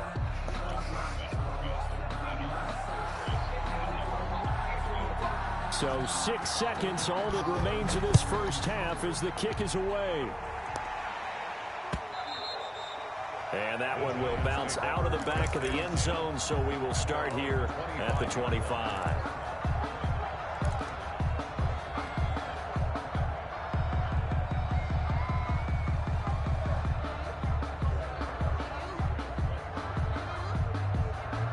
The other New York offense getting ready for their next drive. And from this spot in the field with the clock where it's at, you think we're just going to see a knee and that's it? And I think in this situation, that's the proper play. But we do know there's some risk takers out there that may want to take one more shot before the clock runs out. Time for a break. We've hit halftime. 2 quarters down. 2 still remain. We step aside. This is the NFL on EA Sports. Rgame set to kick off.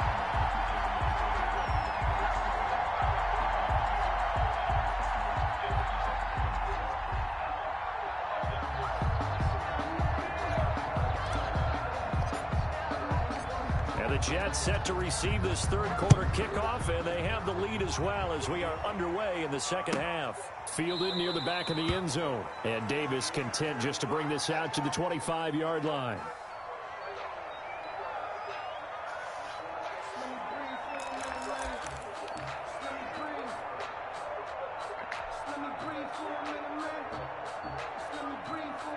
The Jets offense ready to go in this battle of New York. We have not seen much on offense from either side. These last few drives, it has been a struggle, hasn't it? totally, and you're thinking to yourself right now, if you're on offense trying to get things figured out, okay, we self-scout every week in our game plan. How many things do we do at certain times? What are our tendencies?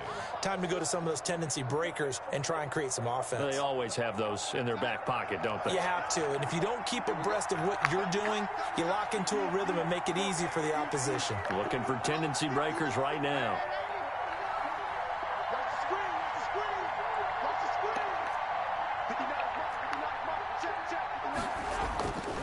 On 2nd and 9, Darnold. Looking left side, he's got it, complete. 6 yards is the pickup, and that'll lead to a 3rd down. A gain of 6 yards, and it's 3rd down.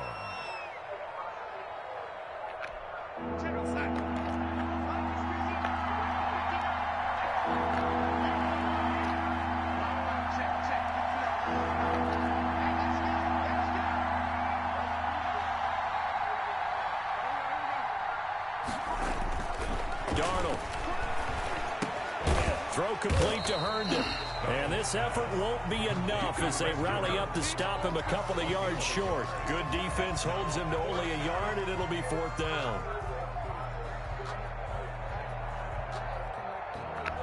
Here's the Jets punter now. And surprisingly, this is the first punt of the game for either team.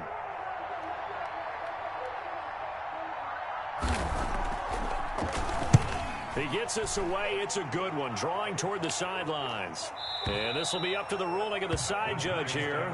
He says it crossed out of bounds at the 16-yard line.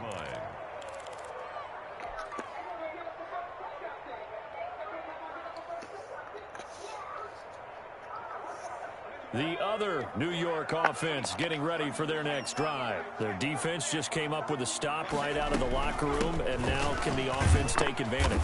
Yeah, we don't want to turn this into something that it's not. It's only a one-score game, so it's not exactly a crucial possession.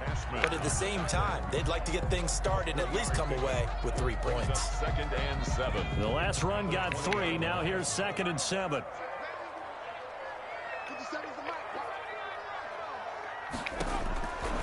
Operating from the gun, Jones. He'll get this out to Barkley, complete. And he'll be out of bounds near the 30. In fact, right on the 30. 11 yards there, 1st down. Well, that certainly has to feel good. It's not all the time that the play caller should get all the credit. Sometimes I think in the huddle, the quarterback just says, hey, who's going to make a play for me? I just need something right here. And the end result there, nice 1st down. Drive keeps moving. A 1st down carry for Barkley. And he went backwards. He'll be down at the 30. He'll lose a yard there, and it's 2nd and 11. I see a shake of the head as he gets up, and you've got to imagine he's thinking, guys, you got to help me out. He's hoping his team can read his thoughts because he definitely needs some assistance.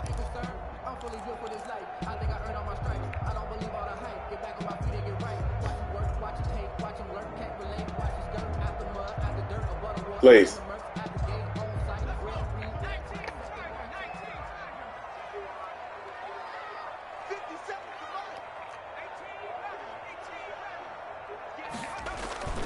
Now Jones, off play action, rolling to his right. Now he'll let it go deep right side. And that will be incomplete. Trying to dial up the long way out there, but it'll be 3rd down. Well, defensively, they haven't let him just sit in the pocket and get comfortable, and that's opposite a lot of game plans in today's NFL. Ordinarily, you're trying to keep the quarterback hemmed in. In this case, they brought the heat, and if he flushes out, they're fine with that, and they force another incompletion. An incomplete pass on that last play, and that means they'll need to come up with something here on 3rd down. Hey, what's up, Alan? How you doing? Looking to throw. Jones. Eluding the pressure right. He can run for it, and he will. And that's going to wind up incomplete. However, we do have a flag down. Let's check in with the referee. So he was past the line of scrimmage when he threw it. And as they say, that's a no-no. Got to be able to understand where you are on the field and not cross the line before throwing the ball downfield. Here's Riley Dixon now as he's on to punt for the first time this afternoon. Davis now to return it. Okay. Very good return that time. Wait, hang on 1 second, Alan. I gotta let this dog out. Jets will take over 1st and 10. Hold on 1 second. At their own 37-yard line. Wait, hang on 1 second, okay? Hold on real quick. I gotta let this dog out.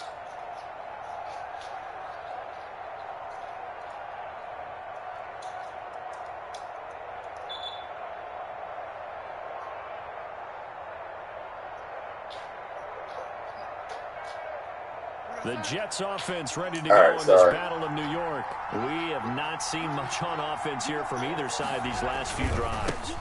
We've hit a wall, so to speak. And have hit it hard, haven't we? Because the defenses right now, they seem to be a step ahead, don't they? Oh, man. Beating them to the point of attack, beating them to the punch.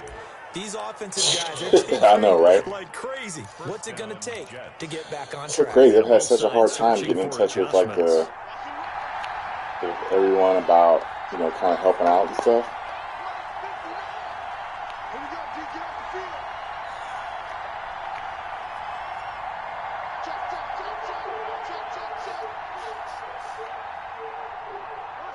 Yeah, I mean, I really don't. I mean, I want, you know, Misty and them be, yeah, just Misty and them. That's really it. The cornerback, it's Logan Ryan who brings him down. And they struggled to get him rolling. Yeah, you're lucky because they all been pretty small, right? Sort of continuing here in the third quarter. Yeah, but I don't think it's time to abandon the running game. I would say keep feeding the horse, and I believe he'll eventually reward them, especially as we get deeper in the game. And a quick throw here, that's complete. That throw good for only a couple. Brings up 3rd down. Well, if you do read man coverage, Brandon, the drag route's a pretty good one to run against it because you're running away from people on it. What's up, Dennis?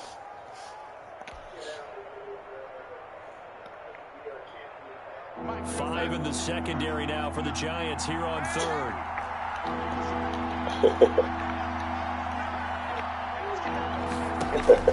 Now it's Darnold. It's caught by Herndon. And he is going to have a Jets 1st down as they're able to get the 3rd down conversion. Excellent play there on 3rd down. Give them 25 yards.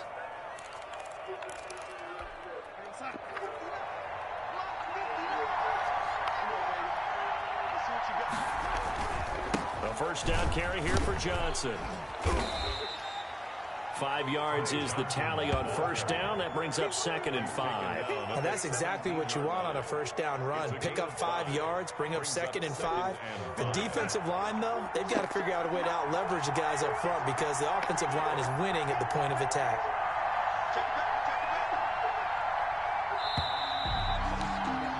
And they're not going to get to the line to run another play. So we will switch ends as the 3rd quarter has come to a close. You are watching the NFL on EA Sports.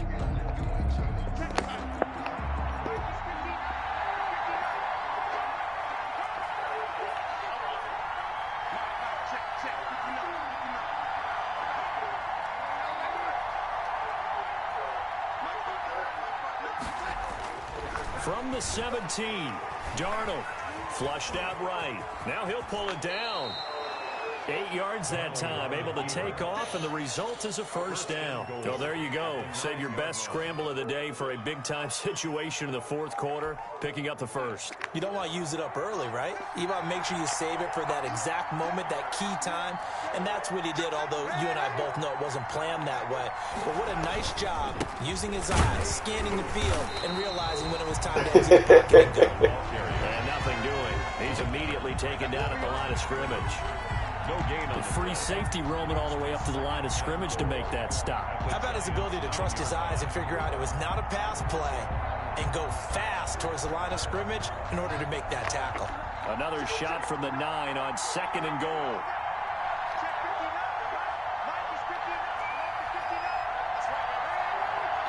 There you go. That's the way to stay married right there. Compromise. To Johnson again. And he maneuvers his way down to the 3-yard line. A nice run there as he picks up 6. It's going to be 3rd and goal now. This is kind of one of those in-between plays here, Charles, on 3rd and goal from the 2 or the 3 in that area. What do you do? Something quick hitting. You don't have the time. And thanks for keeping me single longer. It's got to be right at them if you're going to run the football. And if you're going to throw it, something quick, get it out of your hands in a hurry. They'll try and push it in with Gore. And he'll maybe get back to the line of scrimmage, but no more than that. No gain on the play that time. So a big stop, and it's going to leave him with a 4th and goal. 4th and goal at the 3-yard line.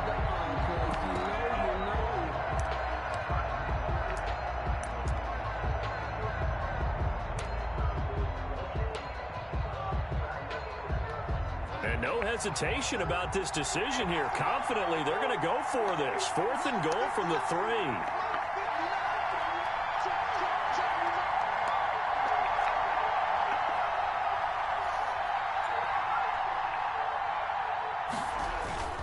Here we go. It's Gore. And he'll be caught behind the line of scrimmage at the 3. Frank Gore stopped up short. And this Giants defense able to come up with a goal line stand.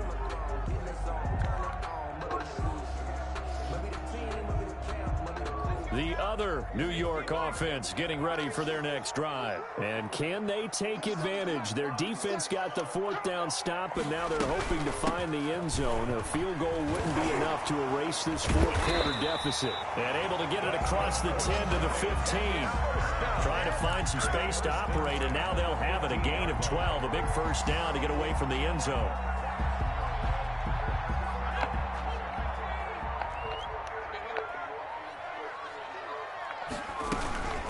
The run, it's Barkley. And not much there at all. He's up only to about the 16-yard line. Just a yard on the 1st down carry, so it's 2nd and 9. Yeah, things were pretty stacked up there in the middle of the line. A lot of bodies, not much space. I think ultimately he was fortunate to get anything out of that run.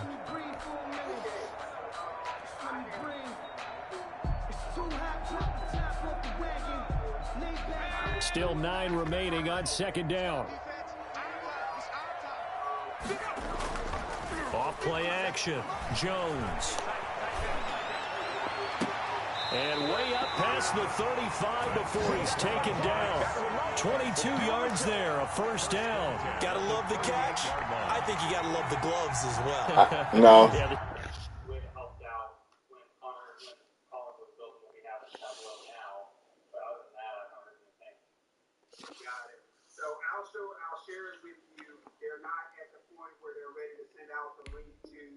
these one-handed catches, that was great, and they're fun. They're becoming a little more ho-hum, aren't they? Yeah, they really are, and I know that it sounds like we're taking credit away from the guys, and we don't mean that at all. They really work hard on this one-handed catch thing, but I think the gloves have to be helping in a big way. Here's Jones on 1st and 10. Gets this out to Saquon Barkley. And he'll be taken down, but not before he works it past the 50. Another good gain. That's now 35 yards combined on those last 2 plays. Giants, 1st down. 1st and 10 at the 49-yard line.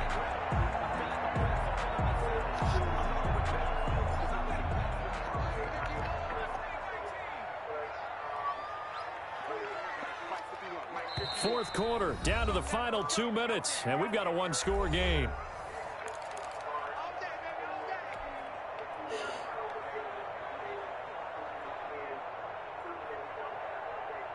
So it's Giants football here as we welcome you back. And let's see what they've come up with offensively after having time to talk it over.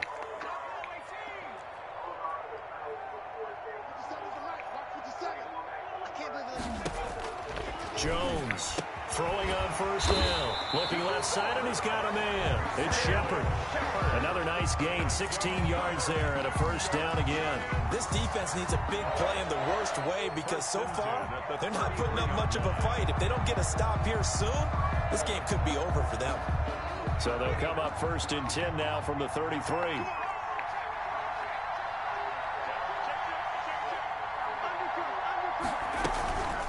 Here's a give to Barkley. Patrick Onwuasor up to make the tackle. I like it. I like the call. Still an opportunity to run the football and chew up a little more time off the clock. It's now 2nd and 6. The run got 4. Now they deal with a 2nd and 6.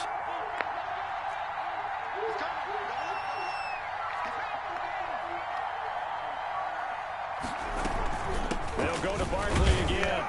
And he'll get this one down to about the 27. Just a couple on the pickup there, and now it's 3rd down. We talk about defenders, specifically linebackers, keeping their eyes in the right spot. He had that eye down the entire time. And you know that's not easily done because they throw a lot of misdirection at you. They try and fool you and get your eyes in the wrong place. But you're right about that one. He correctly figured that one out and made a really nice play. Here's the 7th play of this drive. This is 3rd and 4. He'll look to throw. And that is incomplete. And that's one of those plays where it's hard to keep 2 eyes on the football when you know the contact's coming, let alone getting 2 hands around it, hugging it to your body, and absorbing the hit, even for those big tight ends who you would think could absorb that contact.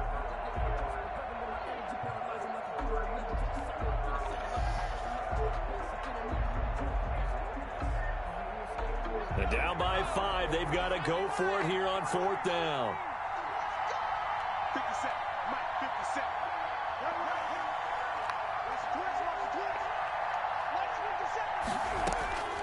They'll look to throw.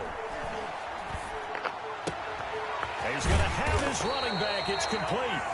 The Giants going to go ahead and use the first of their timeouts as they stop it with 22 ticks to go in the 4th.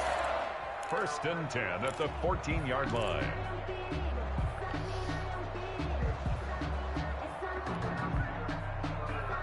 The 4th down run successful. Now they look to pay it off on 1st down. 6-man. Check cross, check cross, check cross. 57 Mike. Let him know. Switch. From the red zone now, they'll look to throw. And, oh, a crusher there as it's intercepted. Good positioning, and it's picked off. And not much on the return there. He'll take it only up to the 9-yard line. Report us being able to have conversations about the data. I think that is handled here. Going back to our conversations about the turnover reports that I know Wyatt is working with the HRIS team on. That will still be needed because we'll be able to drill down further into who the actual specialists are, what were their reasons for termination, etc. And I don't want to get your hopes up too much, but the goal is before this is deployed is for us to at least be able to tell, we highlight at their own 9-yard line.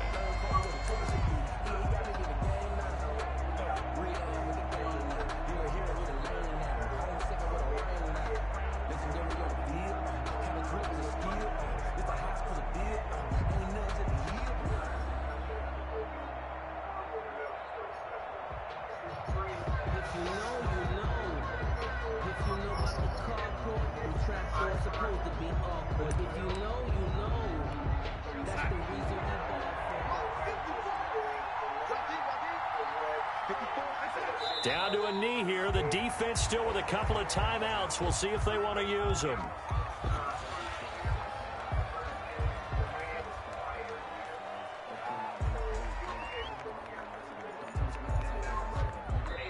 So it's a victory here for the New York Jets, and it was a bit of a strange game. They were held scoreless through the entire second half, but their first half output, that's enough to carry them to victory.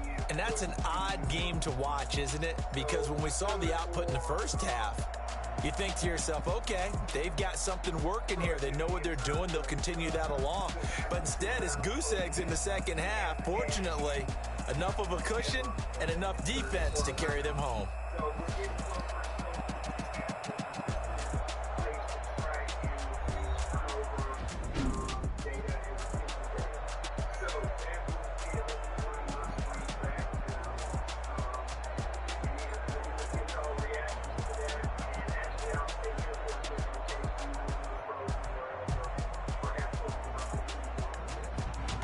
So that'll do it for us. For Charles Davis and all our crew, I'm Brandon Gaudin. You've been watching the NFL on EA Sports. With that, we say so long from MetLife Stadium.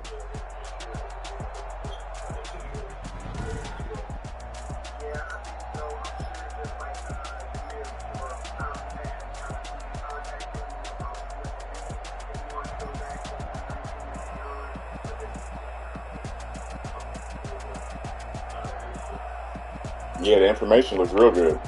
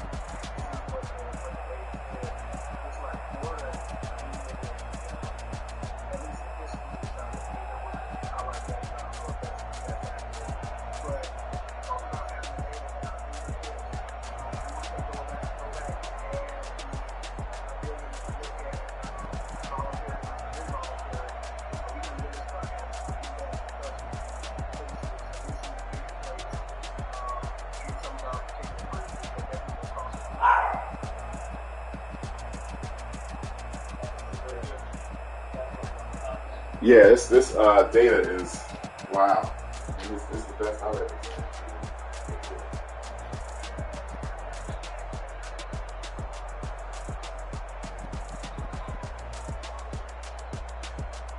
You can see both. 'Cause we can see you at the bottom of the screen still. Okay. Oh, sorry, I'm figuring this out. I've never had to share anything before. Okay, so I worked on the next time on the way, and the EPA on that is not April 1st. So hopefully they can have that. And then we can start. Actually, let's take a little time for that now. So once we have this data, and I'm not saying you have to do this, but you think about this, how do you all want to go about getting this data?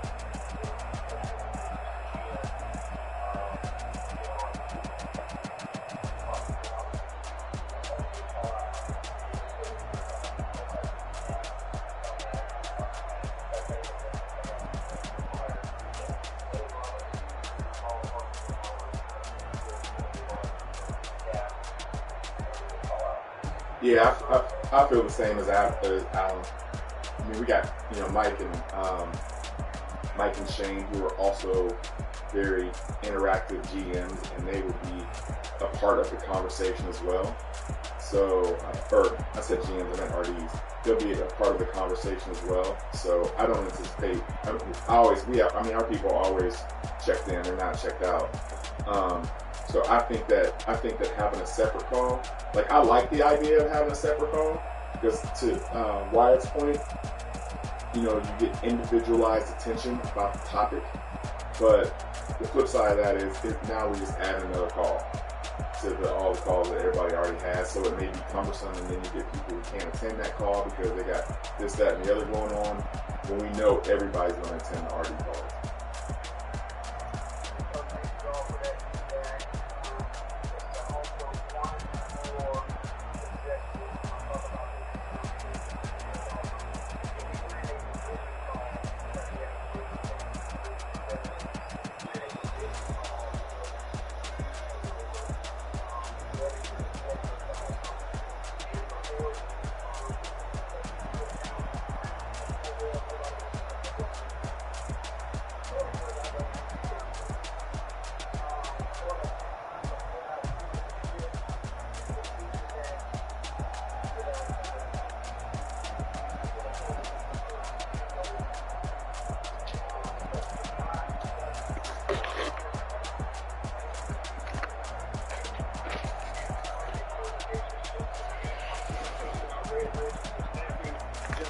The branches have to get on and talk about their response to safety incidences.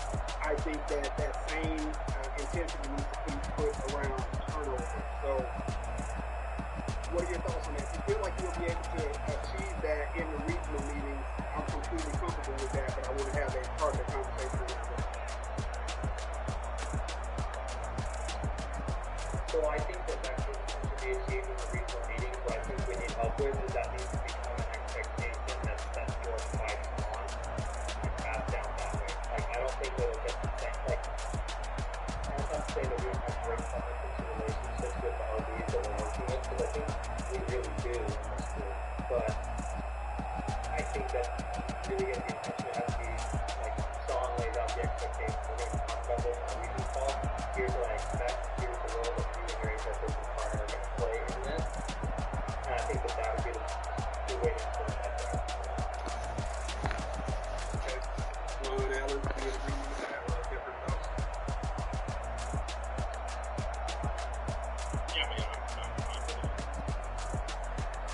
Yeah, like I said, I think having a separate call is great. And to Wyatt's point, with Sean setting the tempo for what the expectation is, I definitely think that will help drive attendance and participation.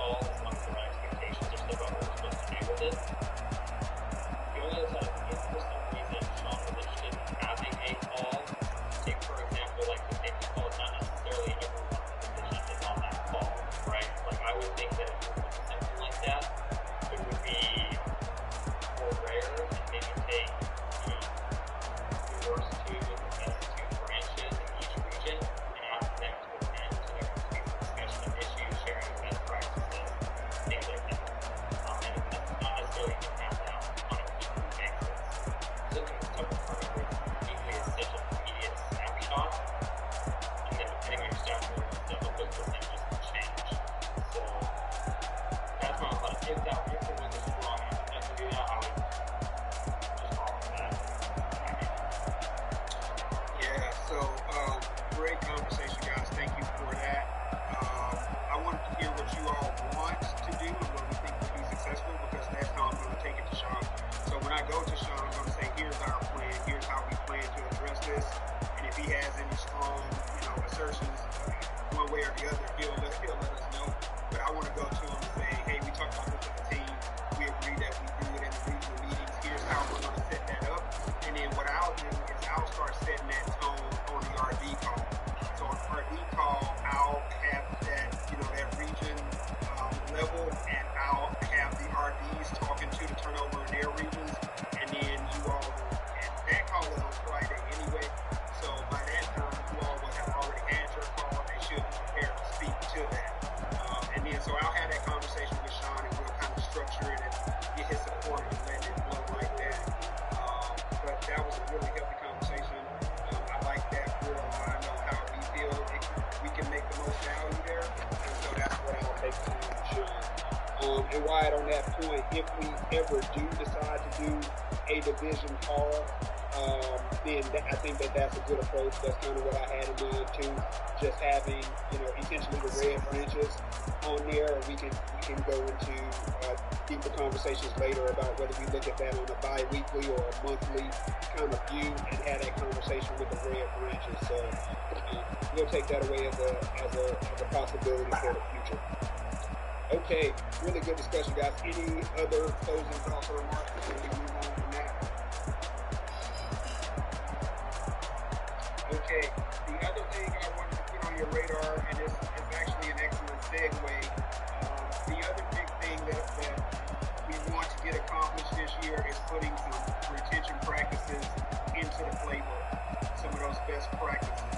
And so I'm going to enlist all of your help in terms of having conversations with the branches that have the highest retention in your regions, and let's get a playbook or a list, if you will, of things that they're doing that we can extrapolate and make sure that other branches are doing that to retain their associates. Now, a couple of things on this. If we're going to put it in the playbook, I don't want something fluffy like treat them well, or something like that. We want to have specific actions that they're taking in terms of making that happen. And those are the things that we want to get into the playbook. So I wanted to just have a conversation to see how I can support you in doing that, or is it enough to say that we will start having those conversations with the branches and then start reporting out on that information so that we can collectively build that insert into the playbook? What are your thoughts on that? So one of the things that I got kicked off in Florida and Mid-Atlantic is, and Shane kind of jumped on board with this as well when I brought it up, is each of the GMs, I sent an email out to each of the GMs asking them to provide us with 3 bullet points on conversations that they're having with retention ideas for their branches. Like what kind of things are you guys doing for retention? What are 3 bullet points? So when we have our next meeting, we're going to touch base about what those ideas look like. And even Shane brought up having a separate call. And I don't know if Mike wants to do that yet or not. I got to double back with him just because I think Mike's got tons of stuff going on. But I want to use that feedback that the GMs give us is probably a good baseline for some of the things that we can all probably come up with, because they're in the trenches every day. So I told them that my expectation of them is that you guys are in the trenches, so you guys are going to have some really solid ideas about what are some things that y'all can do, because we got to turn this around. And so I'll provide that feedback to you guys as well, and I think that'd be a good baseline for us to kind of start with, as all 4 of us or 3 of us or whatever come up with those practices.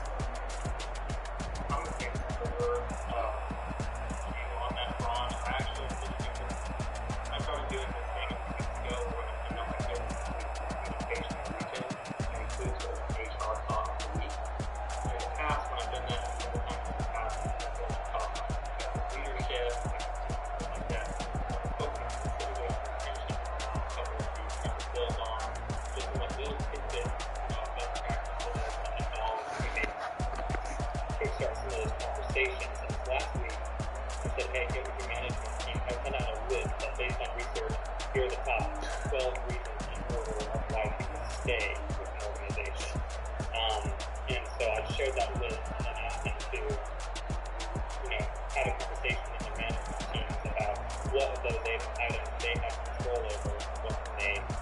I think doing something like you inspired me. I think if I follow that, it's a good segue and follow up on that conversation to get some real action behind it. And I think that's great. Yeah, I agree. I like Ron's thought. Get something top of you on an email that you will stop on my third region and select the GM if you recall. We'll start setting up a retention call. Then that's when I found out about WIT and the mentor and training program was going to be our thought as well at the time. Is the mentor has the biggest impact for the first 30 days or 60 days with our associates or the new manager. Then we found out corporate kind of a quick group is doing that anyway, which I think is fantastic. We kind of put that on pause. So I like Ron's idea. The fields out there with them, communicating with them, seeing what's happening live, what works, what doesn't. So I like that. Very actionable item feedback to us, and we will collectively, between myself and Ron, we'll see which one matches that we like. The only other thing I wanted to add on that too is maybe something that could be a little more process oriented if we're doing before. I don't know a lot of times if you guys have mindset to this than I do, but I know there was a big push at one point in time to use the truck ride as an opportunity to stay introducing people, which I still think is super important, right? Talking about what's going well, but then talking about really asking the question, if we're doing a good job, what do we need to do to keep the along, right? And have those conversations with people, because I know we're next to interviews, we're working on different surveys. A lot of times when I get that one, more than lots of people, and so it's often like, it's good information to have, but that's not information to make. So what I wonder is, can we build that more into that process as well, right? I like that. And I want us to clearly differentiate two things. So, Wyatt, I think that's a good one that can probably make it into our playbook. I really like that as a suggestion. Team, when we're soliciting this feedback from the field, make sure that we're getting two things. One is, what are they actually doing to impact turnover? That's one thing. And then the second part is the ideas. And the reason that I want to separate those two is because I want to get into the playbook of things that we can control. For the ideas, that may take a little longer to implement. We'll have to see what support we need, finances, etc. And so we want to collect all of the things, but we'll differentiate this as an idea versus this is something that we can do right now in terms of getting those things into the playbook. But Wyatt, I actually think an example that you gave probably falls for both of those. You probably put it in the playbook and then continue to build on it moving forward. So it sounds like all three of you already have something in the works to start gathering that data. What I'll ask is in our next meeting 2 weeks from today, that's when we'll start to synthesize that data or aggregate that data and start to have some discussions about, what does this look like, and is it, can we implement it across the region or the division, etc. Ron, if you have that email, if you can send it to me, and Wyatt, if you can send me the article that you sent, I actually think a combination of those two things would be a great kind of introductory email into that, in terms of, hey, here's why people stay with us, and then let's talk about things that you're already doing and things that you have the opportunity to influence in here, and maybe we start looking at that and building out our retention strategies that we want to put into the program. So are you all comfortable moving forward with that as a game plan?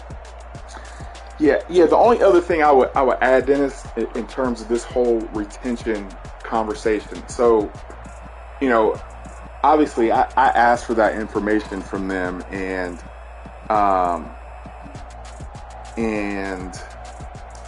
I have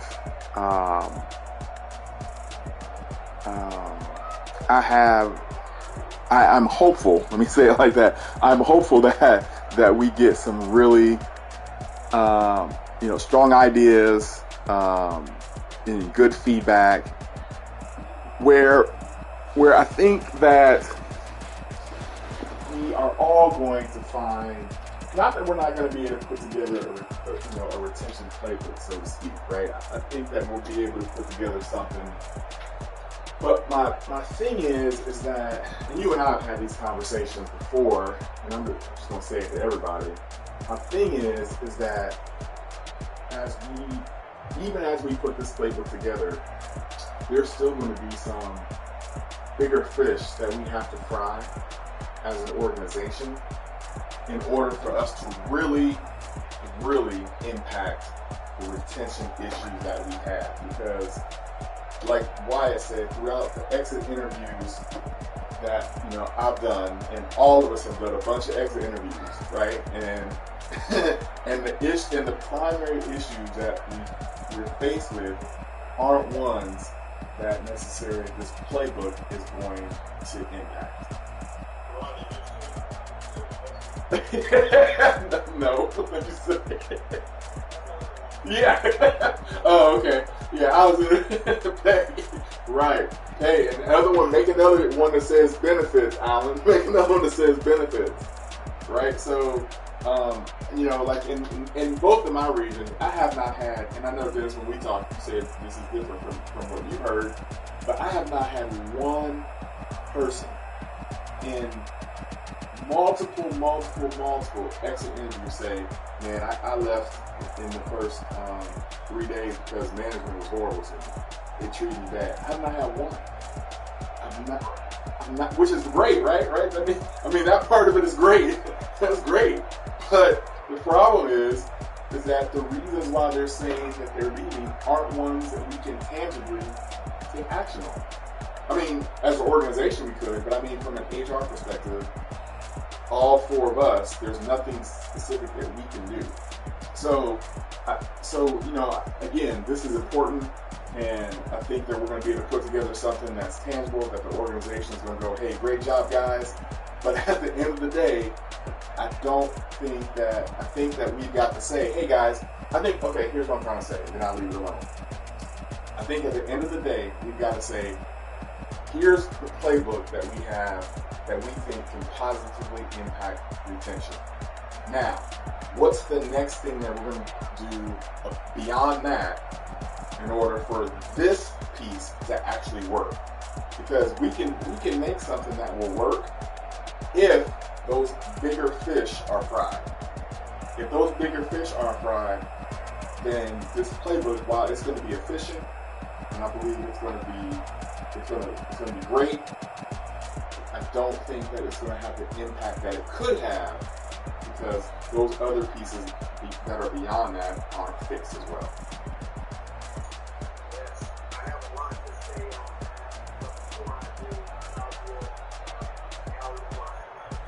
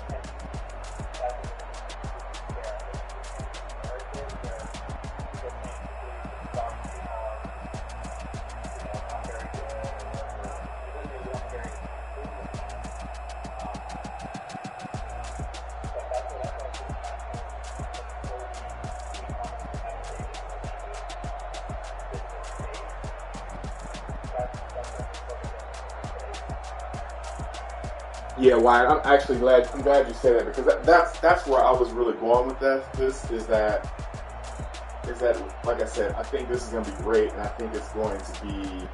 I think it'll be impactful, but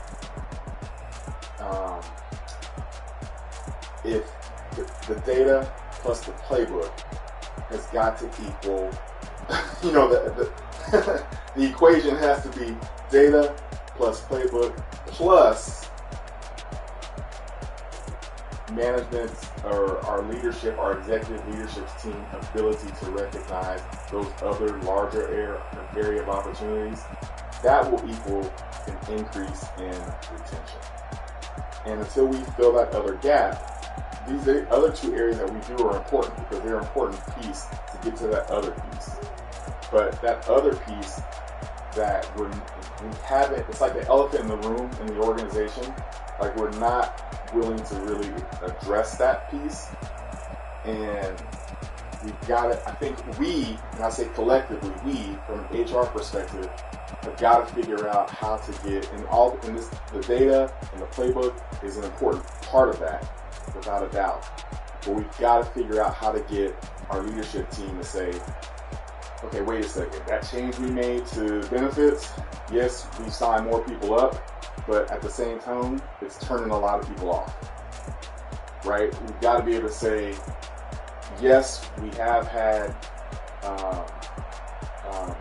some increases in pay, but 87% of the people that are leaving are leaving because of pay, and this data is showing that. So we've got to make sure that that's a clear message as well.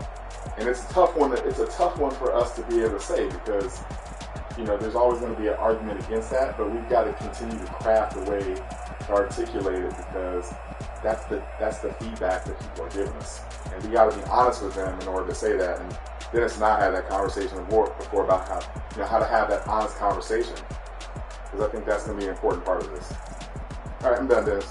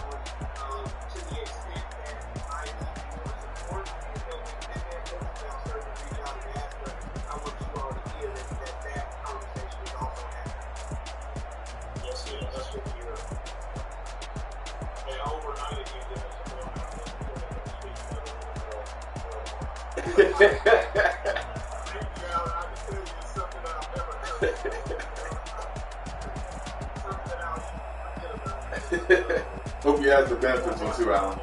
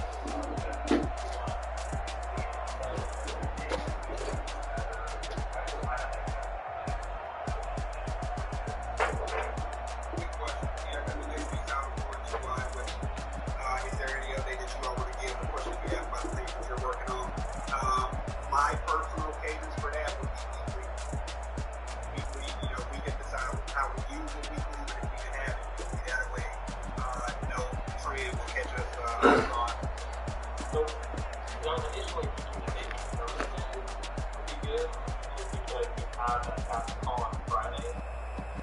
And it gives you, it's just determining for what period you want to hold it on for all the previous weeks through that Thursday. If you want it to go Thursday to the previous Thursday, and just look at that week at a time. So wait, are we saying that we're going to report this data on our Friday staffing call, or are we saying that we're going to report this data on our individual calls in our regions? So let me clarify. I think this data isn't necessarily to be reported like statistics that we report. This is more for us when we're looking at the Tableau data for report. If we're wanting to get a list of people that stuff take the interview with, right? That's what this report will give us. And so, like for example, right now I do most of my exit interviews on Thursdays just because I can get the most up to date. It's going to get closely tied to what we're going to look at after call Friday morning. Right. So it's just making easier for me when I do it. Like so for this Thursday, I'll do it for this week back to the previous Thursday, and then the week before I would have done that. So that every week I'm providing the RT these updates. They can look at the last week and the previous week and be able to have all the information ready for that call to answer the new effective. So I think I'm flexible on how we want to do that. But I was just trying to get the thoughts on if we had a weekly report that told you who is earned, the branch, ID number, position, phone number, and email, and workday, right? Their term code, their tenure information, right? That whole thing we normally get on report 2022 plus a couple bonuses. What would be a good cadence for us to get that on? I assume weekly, but is there a day of the week that's better? Is the one that matches up better with our cadences? Well, I do the same thing that you do. Like, I usually pull the report Thursday to prepare for the Friday call. I just haven't done it to where I do the previous Thursday. I do it based upon the same week, so I would do it from that Monday. So what's transpired Monday through that Thursday, and I usually do it like end of COB Thursday to prepare for the call. And then, so I would say, like what you said, Wyatt, I think Thursday is a good day to actually pull it. I agree too. And Ron, just to add the clarity to your question, which I think Wyatt did a good job of, this call is just for us to get into really specific the turnover in the brain. And you may use this report without it to be very specific when you actually have that weekly call, looking at that low report. But other than that, it's just for us to be prepared for those Friday calls. I should also use this time to say you all have been doing a really phenomenal job for those Friday calls, ready to talk about the turnover without even having to be called on. You all are just prepared. And I want you to know that is being well received by the RVs as well as Sean as well as myself. It's been really encouraging. Y'all come prepared and the value that y'all are adding to that. So really good job.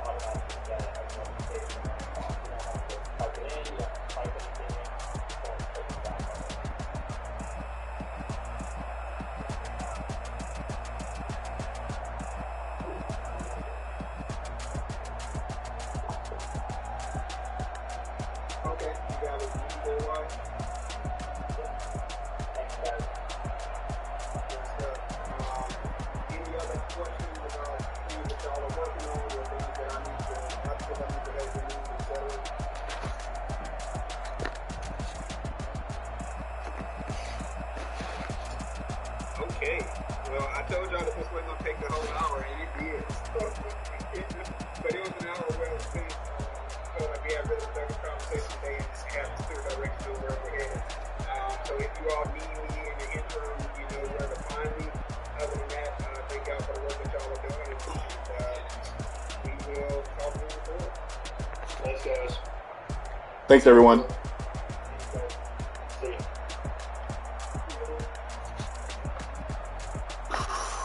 That's such bullshit. There's no way he catches that. 53. I'm gonna look at his numbers real quick.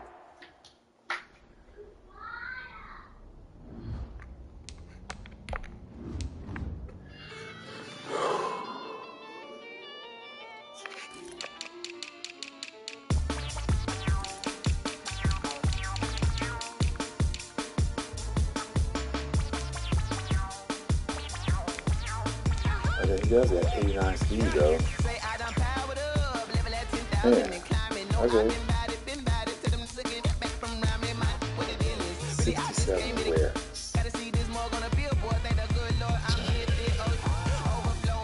Got 67 awareness.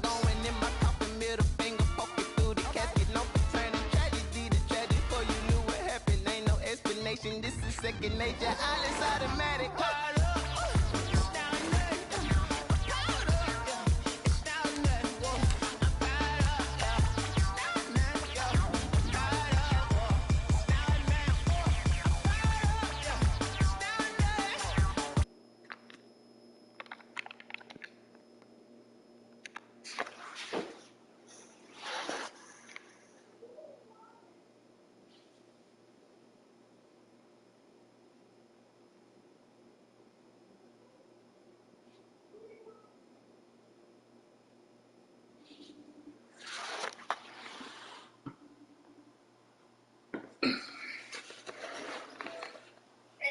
Hey, what's up, Cam? Sorry, I was on a conference call for work. What you up to? On your way to work? Huh? Oh, at the DMV. Oh, that's right. Get your new DL because it's birthday tomorrow. That's right. That's right. That's tight. You excited?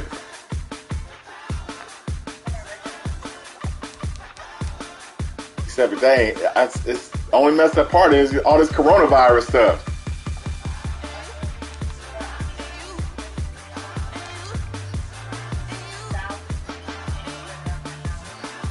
You gonna have who? Oh, oh, okay. Oh, for real? Oh, that's tight. Yeah, that's tight. That'll be fun.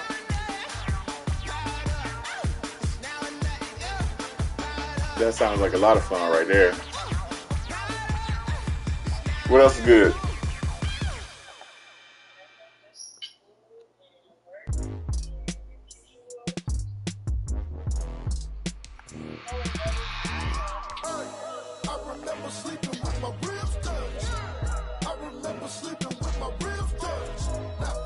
How long he there for?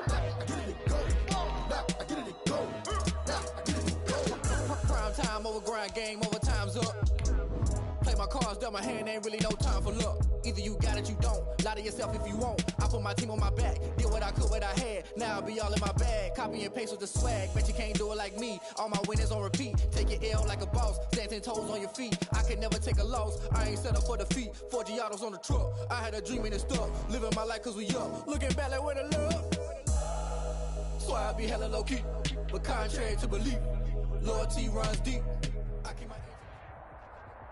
EA Sports coverage of the NFL brings us to our nation's capital at FedEx Field in Landover, Maryland. They love their football in this part of the country, and this crowd is ready to go as their guys will match up with the Minnesota Vikings.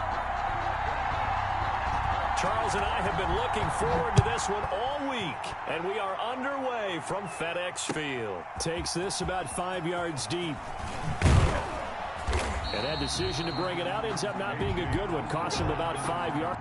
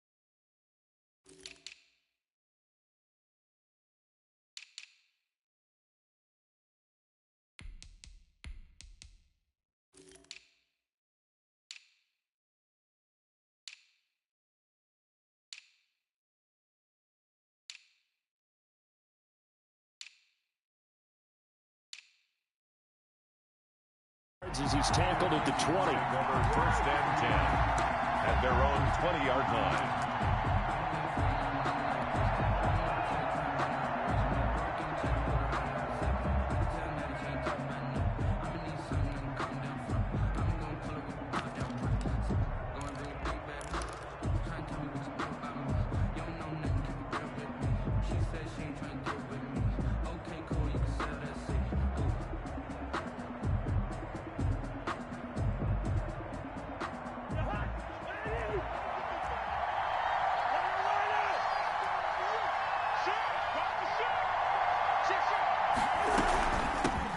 Now the first carry for Dalvin Cook. Gets this to the 24 for a gain of 4.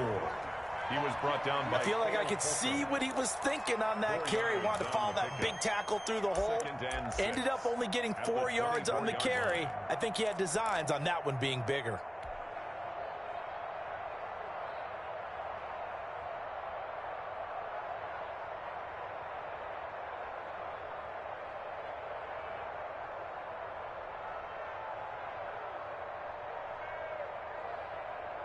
They'll come up 2nd and 6 now from the 24. Cousins gives way to Cook. And he takes this up to the 40-yard line before being corralled.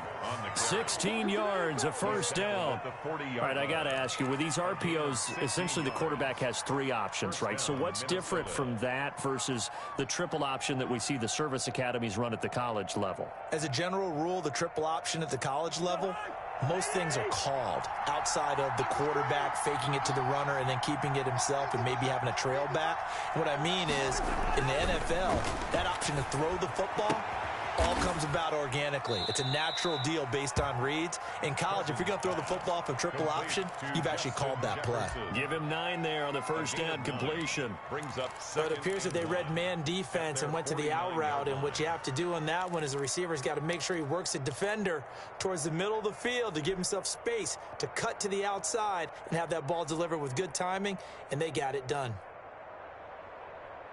That last catch short of the marker by just a yard leaves him with a very manageable 2nd and 1. Now Cousins. They'll tussle for it, and this is going to be caught. And he'll be out just a yard or 2 shy of the 30. 19 yards to pick up there. Move the chains. In Washington territory now. Here's 1st and 10. Down at the 31. They run. Cook. He'll be dropped at the 25 after a gain of 6. A quick burst there, and he nicely bit off a pretty decent gain. Pick up a 6. Brings up 2nd and 4. 6 yards on that last play. Here's 2nd and 4.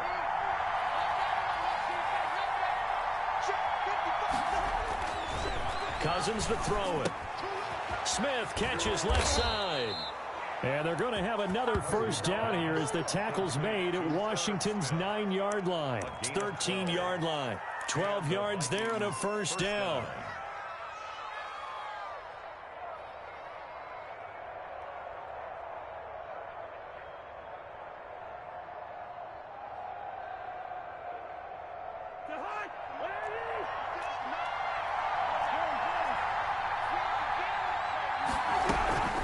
A give to Cook out of the gun. And he'll be taken down here at about the 11. Give him a couple on the carry there. 2nd and 8. Typically, we think it's the strong safeties that are better tacklers, especially closer to the line of scrimmage amidst traffic. But in this case, how about the free safety coming up and making the big-time play? Throwing on 2nd and 8. Cousins. He's going to hit his man out of the backfield. Complete. And down inside the 10 here before he's out of bounds right around the 7. Call it a gain of 5. And it'll be 3rd down. 3rd down.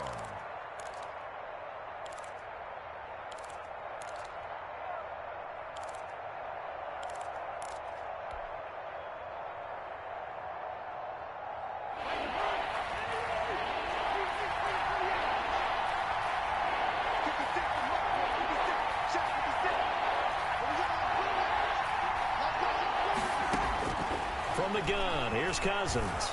And they're going to get him. They bring him down to the sack back at the 16-yard line. Off the edge, the sack by Matt Ioannidis. Well, it's about how teams are so competitively matched, and you just want to make those plays that give you an advantage. How about right here? The difference between letting them score a touchdown versus holding them to a field goal, that's absolutely huge with the play he just made. And you know he hated taking the loss there on 3rd down.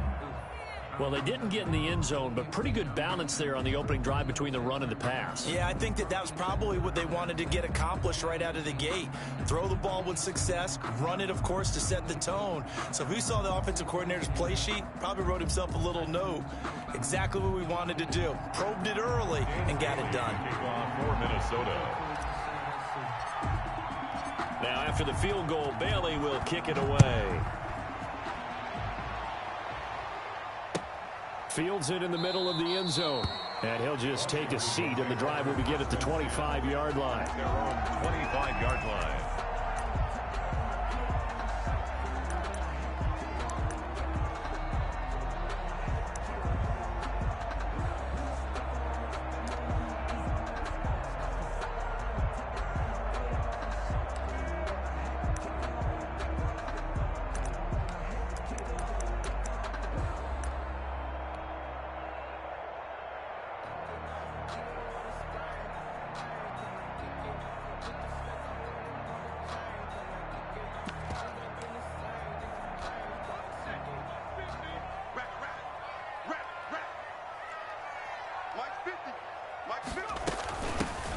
They'll run on 1st down.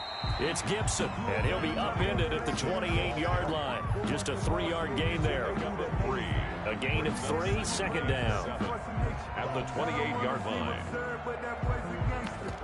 Focusing on me, we're from Tel Aviv. Barbados with the hustle pockets, LIDs. Distinctive destinations, all I want to see. Ocean for residents.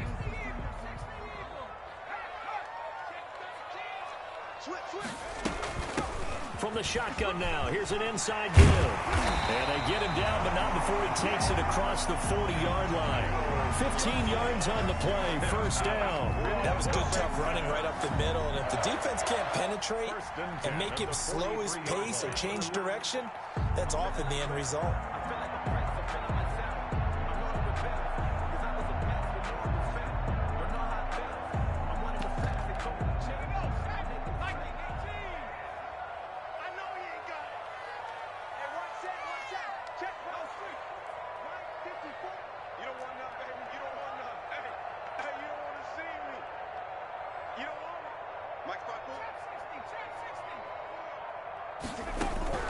On 1st down, it's Smith.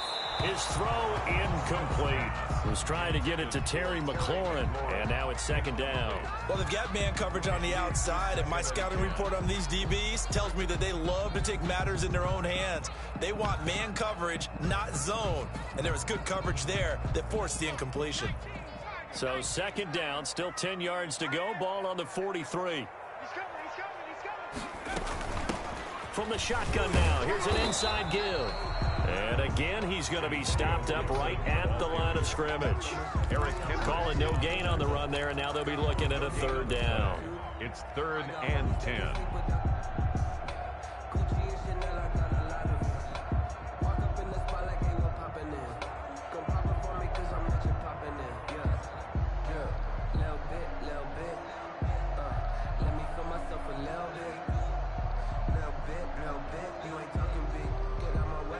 extra defender in the secondary for the Vikings here on third down. Hey, come on out here. Come get some.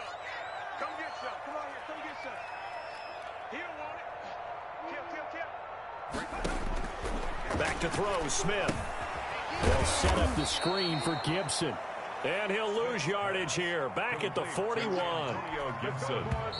So on fourth down, Washington going to call on Tress Way to punt it away. 3-0 after one on EA Sports. For Washington.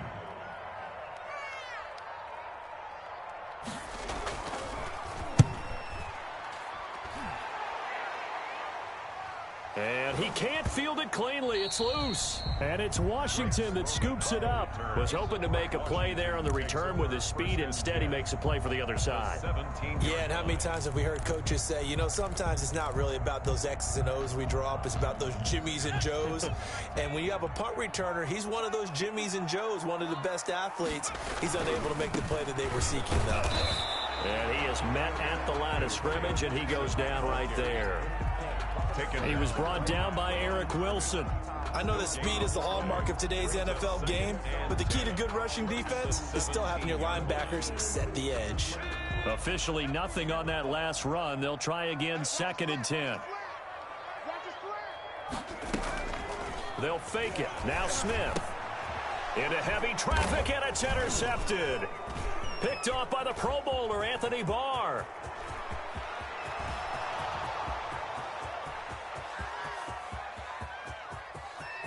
And he will take this one home. It's a touchdown. Short throw, pick six right there. Those linebackers, they love when those short throws come and those eyes get real wide, don't they? How about the anticipation on the play? Reading, reacting, and then the ability to catch the football and take it in the opposite direction. Extra point up and good by Bailey. And the lead grows to 10-0. So they'll get another shot on offense following that pick six. And now the kick is away. And no return on this one as the fair catch is signaled for and taken. Washington will take over 1st and 10 at their own 25-yard line.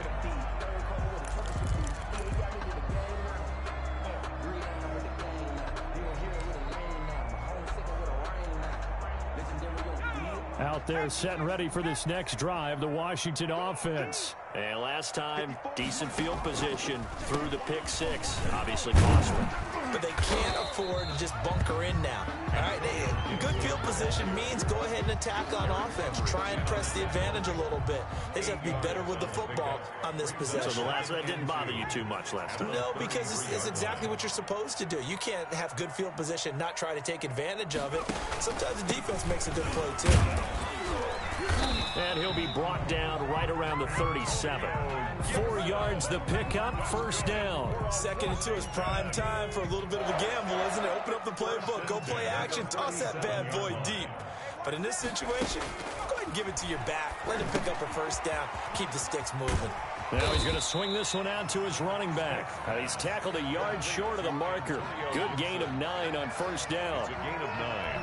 Just about every quarterback is trained to really look downfield first before you come back and make a nice, safe throw. And in this case, that's exactly what he did. Found his running back, let him create some space, and it turned out to be a nice play for the offense. Looking for Thomas, but that's intercepted.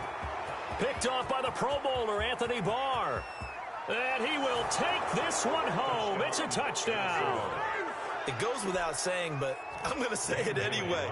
That's a ball he would like to have back, and it lands right in the lap of the defender from there. He doesn't have very far to go before he gets to the end zone, and he got there in a hurry.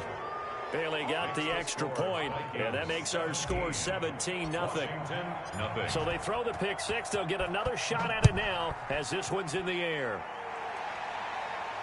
And a fair catch signaled for and taken successfully. Washington takes over 1st and 10 at their own 25-yard line.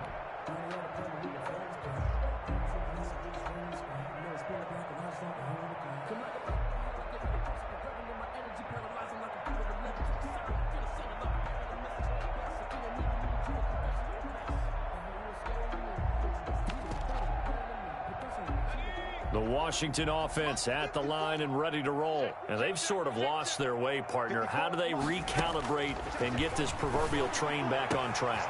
Well, this is where leadership really comes into play. How's the head coach handling it? The offensive coordinator? Sometimes they just make a joke. All right, guys, had your fun? All right. Throw it out the window. Yeah, let's get back on track here. And sometimes that'll work just fine. I guess it's time now to lean on that leadership. This offense finding its legs now. Here's another 1st and 10. Throwing is Smith. Now they set up the screen. That's complete. Another good gain. That's now 35 yards combined on those last 2 plays.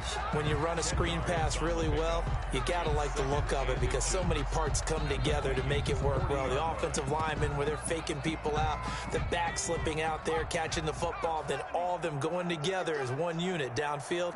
A really nice pickup. On 2nd down now, it's Gibson, and he's going to be stopped just short of the 1st down marker at the Vikings 35. It'll go as a gain of 6 that time, and it moves the chains as well. 1st and 10 at the 35-yard line. Ball up to the 35 now as they come up on 1st and 10. Going to give this time to the tailback. And not able to break away this time as they're going to stop him right around the line of scrimmage. Officially, it's a 1-yard loss. That's going to bring up 2nd and 11. Brings up 2nd and 11 at the 36-yard line.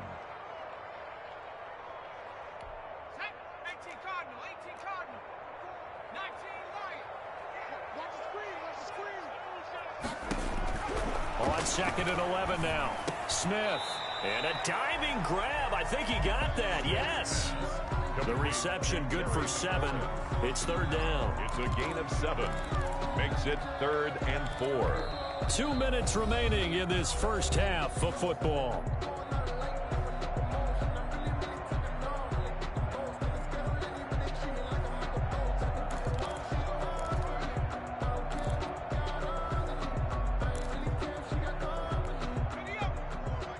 We remind you that coming up at halftime, we'll pay a visit to Jonathan Coachman. He's in Orlando, and he'll have our EA Sports halftime report. On 3rd down, Gibson. And boy, he is very close to a 1st down, but from where they're spotting that football, he's going to be a foot or so short. Call it a 4-yard pickup, but it leaves him a few inches short here on 4th down. Less than a yard. Right there, 54. They'll try and run for it. And he's going to get the 1st down as they bring him down at the 23. They only got a couple, but a couple's all that they needed as they convert on 4th. 3-yard line.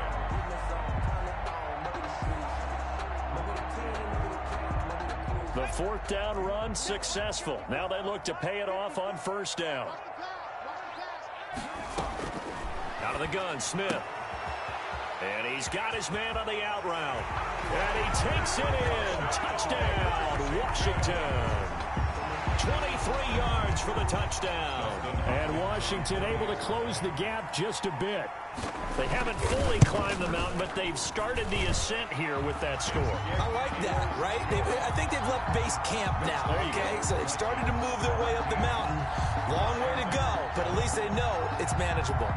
So the lead back down to 10 as things get a little more interesting, and the kick is away. Fielded in the end zone. And no chance to get away as they'll get him down at about the 17-yard line. The Vikings take over 1st and 10 at their own 17-yard line.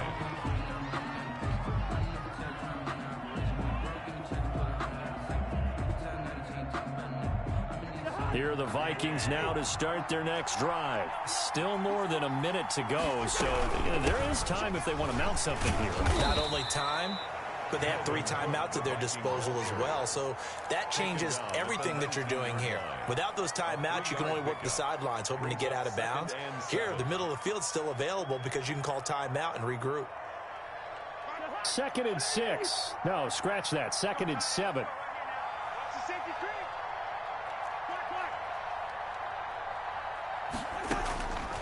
From the shotgun, it's Cousins. And got his man complete. A gain of 28 yards there and give him a first down. A 28-yard good strong throw and catch right there. And so far in this game, the alleys have been open for them to get completions, and they're taking advantage of it. First down, here's the run with Cook. And he's got it across the midfield stripe and into Washington territory. And this offense going to elect to burn a timeout with 5 seconds remaining in quarter number 2. At the 46-yard line. 4 yards remain for second down.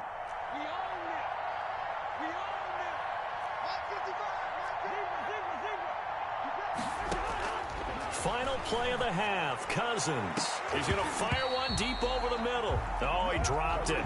They were looking for him in the middle third. He couldn't catch it. Now third down. Landon Collins on the coverage. Now they face a third down and 4 after that incompletion on second down. From the gun, it's a give to Cook.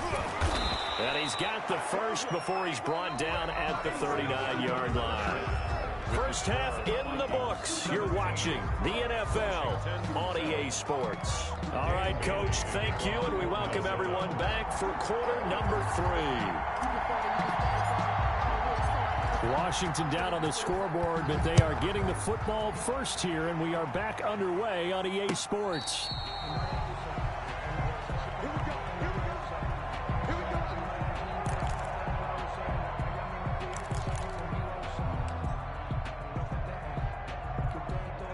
Out there set and ready for this next drive, the Washington offense. And they'll be looking to build off of a nice drive last time, a drive that really relied on the quarterback. Making good decisions, distributing the ball well, distributing it accurately, keeping it away from danger. A really nicely run drive. But now the defense, what adjustments do they need to make in the passing game? Pass rush, pass rush, pass rush. Whether it's the guys up front or maybe you bring additional guys, but you've got to disrupt the timing of them throwing the football. We'll see if they can disrupt it here. And he'll be taken down, but not before he gets into enemy territory. 12 yards is the pickup, and it's good for a Washington first down. The more football I watch, the more I want to check and see if teams are going to panic when they're down on the scoreboard. And this team has shown no signs of doing that. A lot of the time, they come out after the half. Things haven't worked so well in the first go-around. They want to throw the football like crazy. But the way to open up throwing the ball is to run it. And they've run it well here to start the second half. Defensively, a solid response after giving up back-to-back first downs. And 8.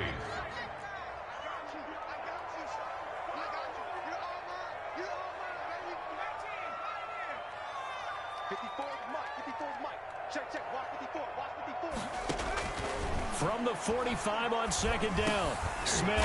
That one is slant to McLaurin. And he'll get it down on the play to the 37. That one a first down pickup of 8. This has to go down as one of the simpler routes in the playbook, but oh so effective. Nice completion there. Keeps the sticks moving. A shotgun snap for Smith. Looking for McLaurin, and he's got it. And they'll wind up getting this one all the way down inside the 20. They go right back to him for 20 and a first. On first down, it's Gibson, able to fight for about 4 yards there to the 13. Following the pickup of 4, here's second and 6. A gain of 4. It's now second and 6. They'll keep it on the ground. Gibson. And he's going to be brought down just shy of the 5 at the 6. First and goal, and they got to be thinking a chance to get right back into this football game. First and goal at the 6-yard line. From the shotgun now, here's an inside give. Trying to bounce it outside, but he's only able to get it back to the line of scrimmage. They'll say no gain on the play, and it'll be second and goal. Leads to second and goal at the 6-yard line. They come up here with another shot from the 6-yard line, and it's second and goal now. They'll try the air now with Smith. His pass caught at the 4. And he'll be brought down right on the edge of the goal line at about the 1-yard line. 5 yards that time on the completion. And now it's third and goal. And that one going nowhere from the to start as he's met in the backfield and goes backwards. That'll make it 4th down after a loss of 1. And you know it pains them to be this close, and you know they're going to want to go for it here, but they absolutely have to kick the field goal and get this back to a one-score game. It's only logical.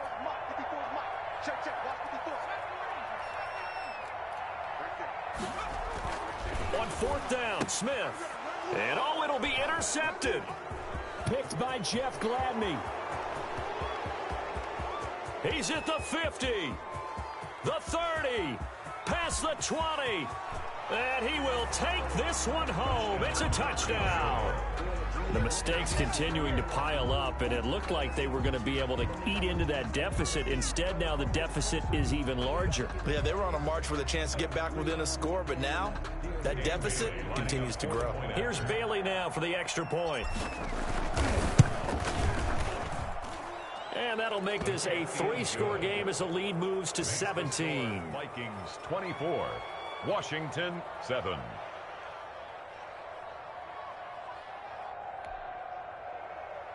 Dan Bailey to kick off for Minnesota. So they'll get another shot on offense following that pick 6. And now the kick is away. Fair catch made at the 25-yard line. Washington will take over 1st and 10 at their own 25-yard line.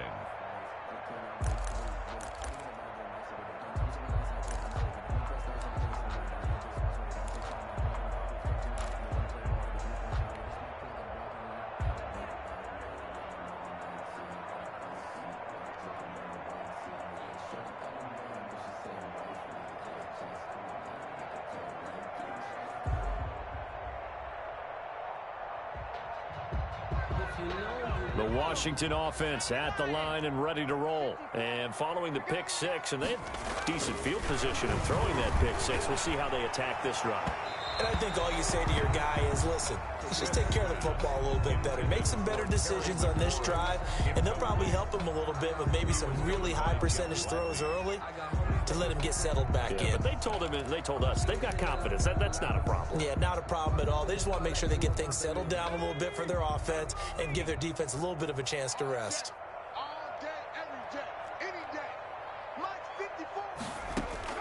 Back to the air, Smith on 2nd down. This is caught by his tight end, Logan Thomas. And he gets all the way down to the 30-yard line. That's good. A huge play there for Washington. 45 yards. At the 30-yard line. Now a 1st down throw. It's Smith. And that's going to be incomplete. Too tough to hold on to that one. It's 2nd down. He did a fine job there of not hitting him before the ball arrived. And I've got to tell you, you can often mistime that play because of the angles of approach. When you're going to get him, sometimes you panic as well and think, I've got to be there right now. Instead, in this case, timed it perfectly and knocked it free. And this is going to turn into another 1st down as the tackle is made at the Vikings 14. 15 yards the pickup. 1st down Washington. Here's a 1st and 10 at the 14-yard line.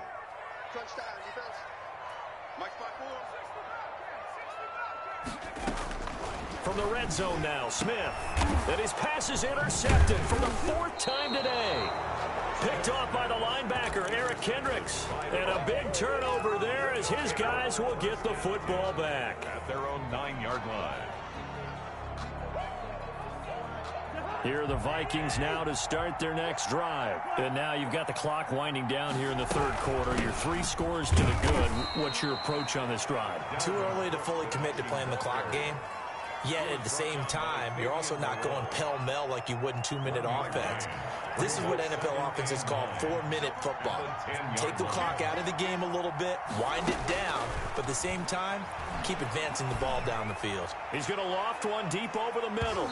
And he bats it away, and it falls down incomplete. It's 3rd down and 9 yards to go.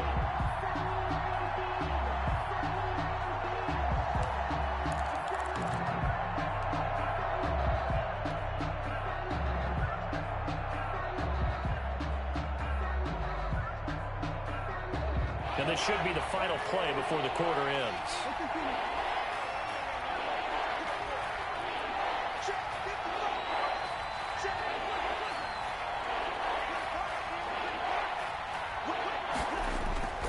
Off the play fake, Cousins. Into double coverage, and it's intercepted. Picked off by Fabian Moreau. And it's a big turnover there on the final play of the quarter. Back now at FedEx Field. It's Washington with the football, but trailing here as we begin quarter number 4. So 1st and 10 now from the 30.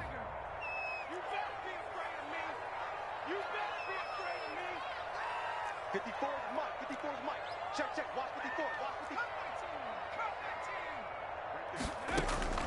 After the interception, here's Smith. And his throw here is incomplete. So many times when we talk about coverage, we're just about a defender running with a receiver, but a big part of it is understanding where the football is, finding it. In this case, when it arrived, it wasn't a surprise, and he was able to bat it away. 2nd and 10, Smith again. And he'll find McLaurin this time as that's complete. Touchdown, Washington! Terry McLaurin, 30 yards. And Washington able to capitalize on the short field as they take it in for 6. It's up and good, so they claw back into it, 24-14 now. The score, Vikings 24, Washington 14.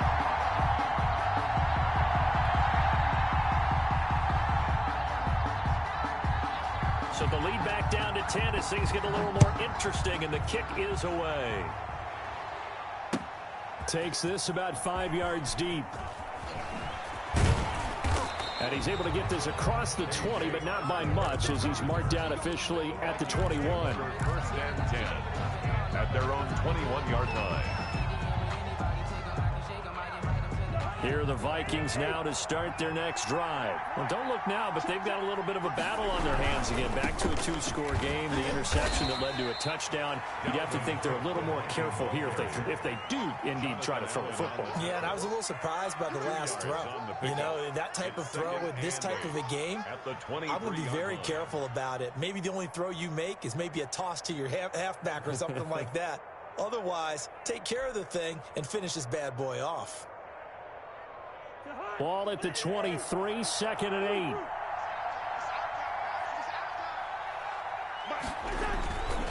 8. To throw, Cousins. Lets it fly for Thielen. And that's caught inside the 30. And all the way down to the 22-yard line. 55 yards. A big play there, Cousins to Thielen. 55 yards.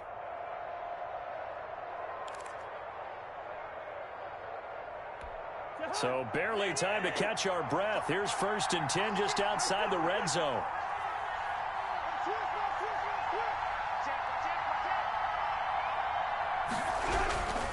A 10th carry in the game for Cook.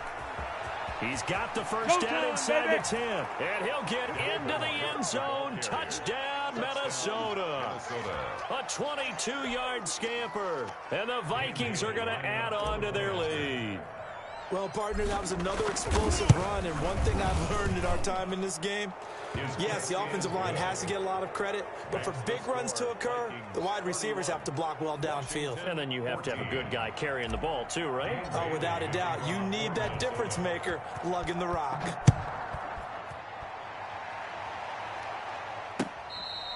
Fair catch made at the 25-yard line. Washington takes over 1st and 10 at their own 25-yard line.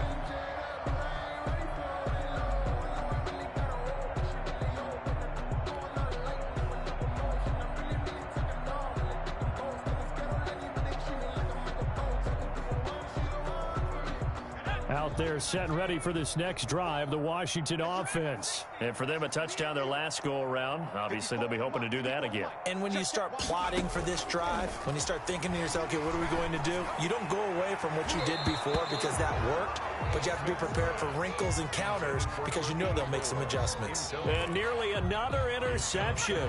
They've been around the ball all game. On second down, it's Gibson. And yet again, he's stopped behind the line of scrimmage. Great job by this Vikings defense. 2 yards the loss, and now 3rd and 12. 3rd down and 12. Throwing on 3rd down, Smith. And now here is another interception. Picked off near the 32. He had his eyes on the end zone. He got close. At least he set the offense up nicely, but he's probably mad he didn't take that one to pay dirt. I agree with you, and you know he's going to get teased because he didn't get it all the way into the end zone. But if they don't score now, if they don't get a touchdown, he won't just get teased. They'll be glaring at him. How'd you not score? And he's maybe going to get this back to the 4, but that's about all.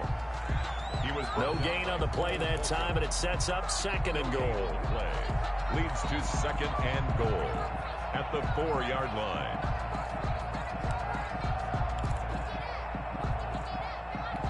On 2nd and goal, Cook waiting in the backfield all alone.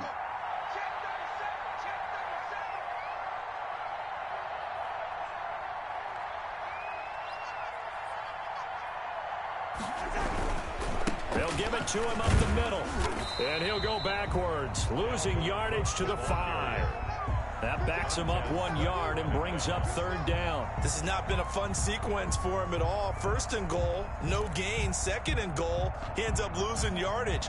He may be trying to talk him into getting the ball 3rd time, but I think it's going to be difficult for him to win that battle.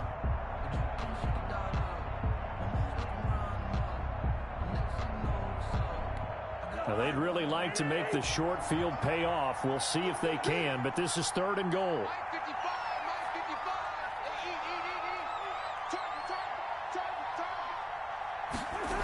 Running the jet sweep. This is Thielen with it. And this is going to result in losing yardage. They're driven back to the 8-yard line. And a loss of 3 to bring up 4th.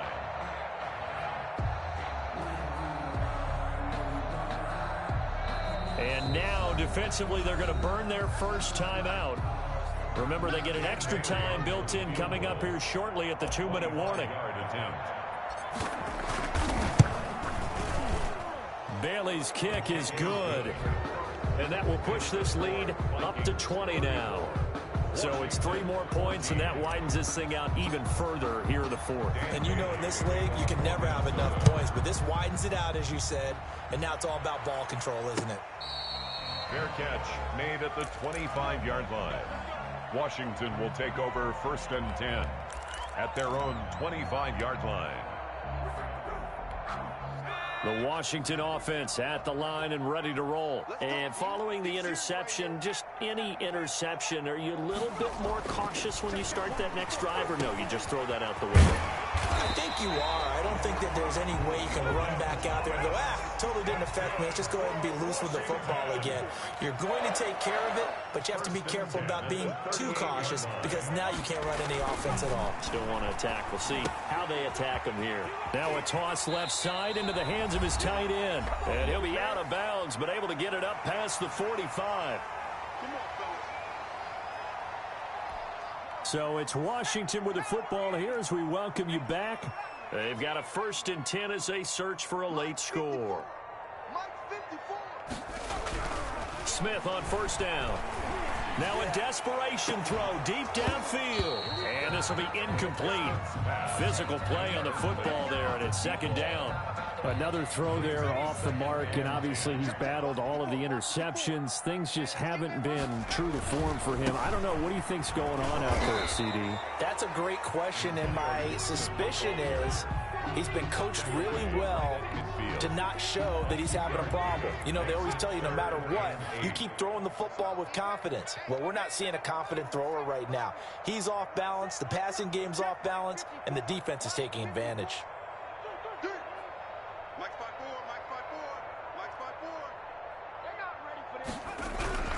From the 50, it's Smith.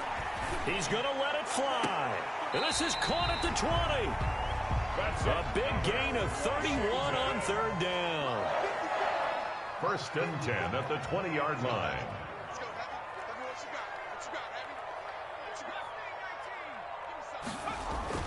Inside the red zone here, they'll look to throw. That's complete to his receiver, McLaurin. And he'll head out of bounds inside the 10, mark it down at the 9. Add the gain here to the previous play, and it's better than 40 yards total. 1st down. 1st and goal at the 9-yard line.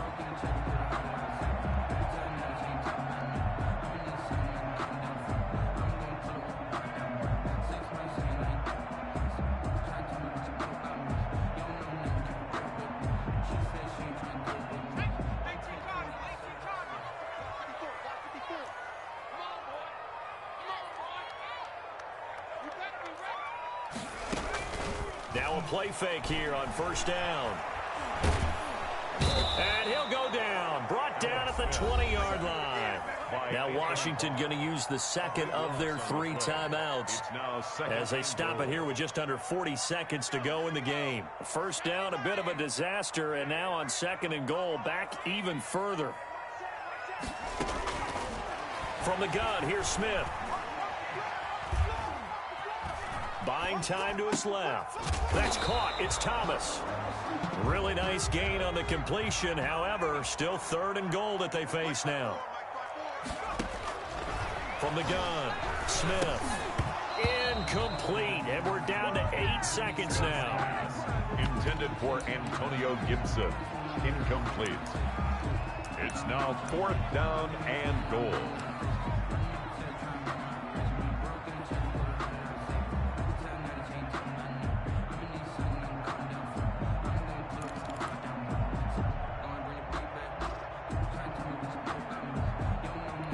The field goal doesn't help. They're going to go for the 6 here on 4th and goal. They'll try and run for it. And he didn't get there. Knocked backwards to the 2.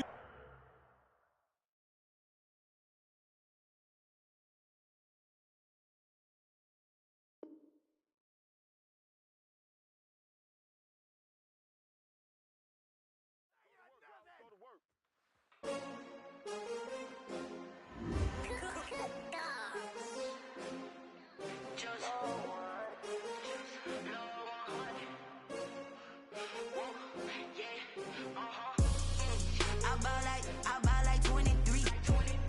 Won't fall again and I put that on me. Yeah, I feel the way my heart all on my sleeve. Yeah, that's why I had to put my wrist on freeze. Coming for the win, can't take another L.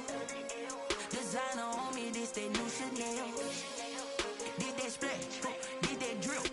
Yeah, champion, yeah, we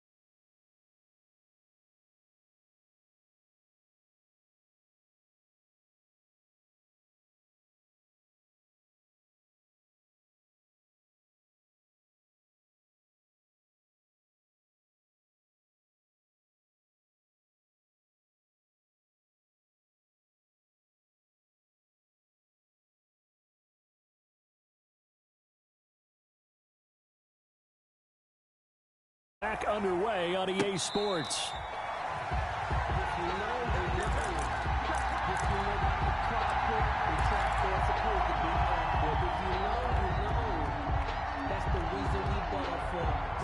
Out there set and ready for this next drive, the Washington offense. They're looking to make a bit of a 180. They are sputtering right now.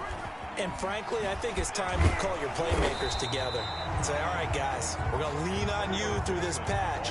We need you to get us back on track and get us going in the right direction. So you're calling plays geared to them. Not necessarily what you look at your plays, oh, this hurts the defense.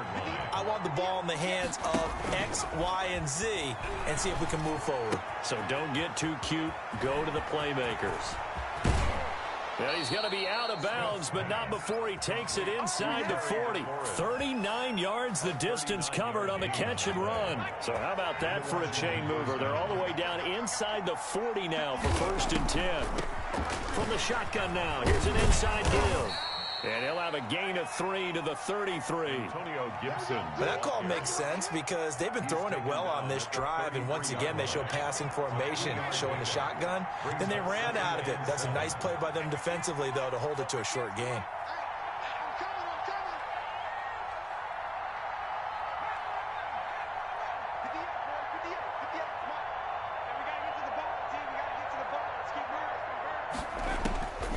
On 2nd and 7, Smith. A throw taken in by Sims. Complete. 4 yards on the completion, and it sets up a 3rd down.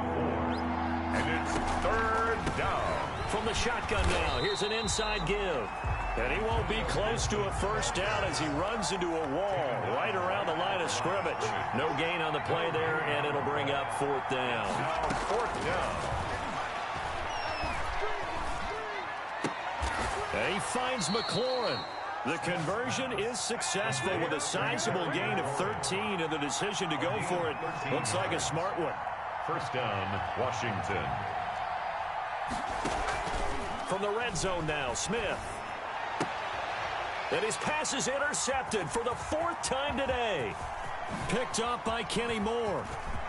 He's got daylight. The 40, 20, 10. And he will bring it back. An interception return for a Colts TD.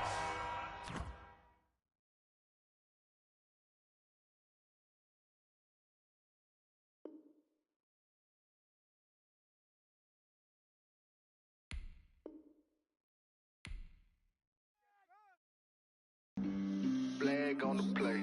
Yeah. That's a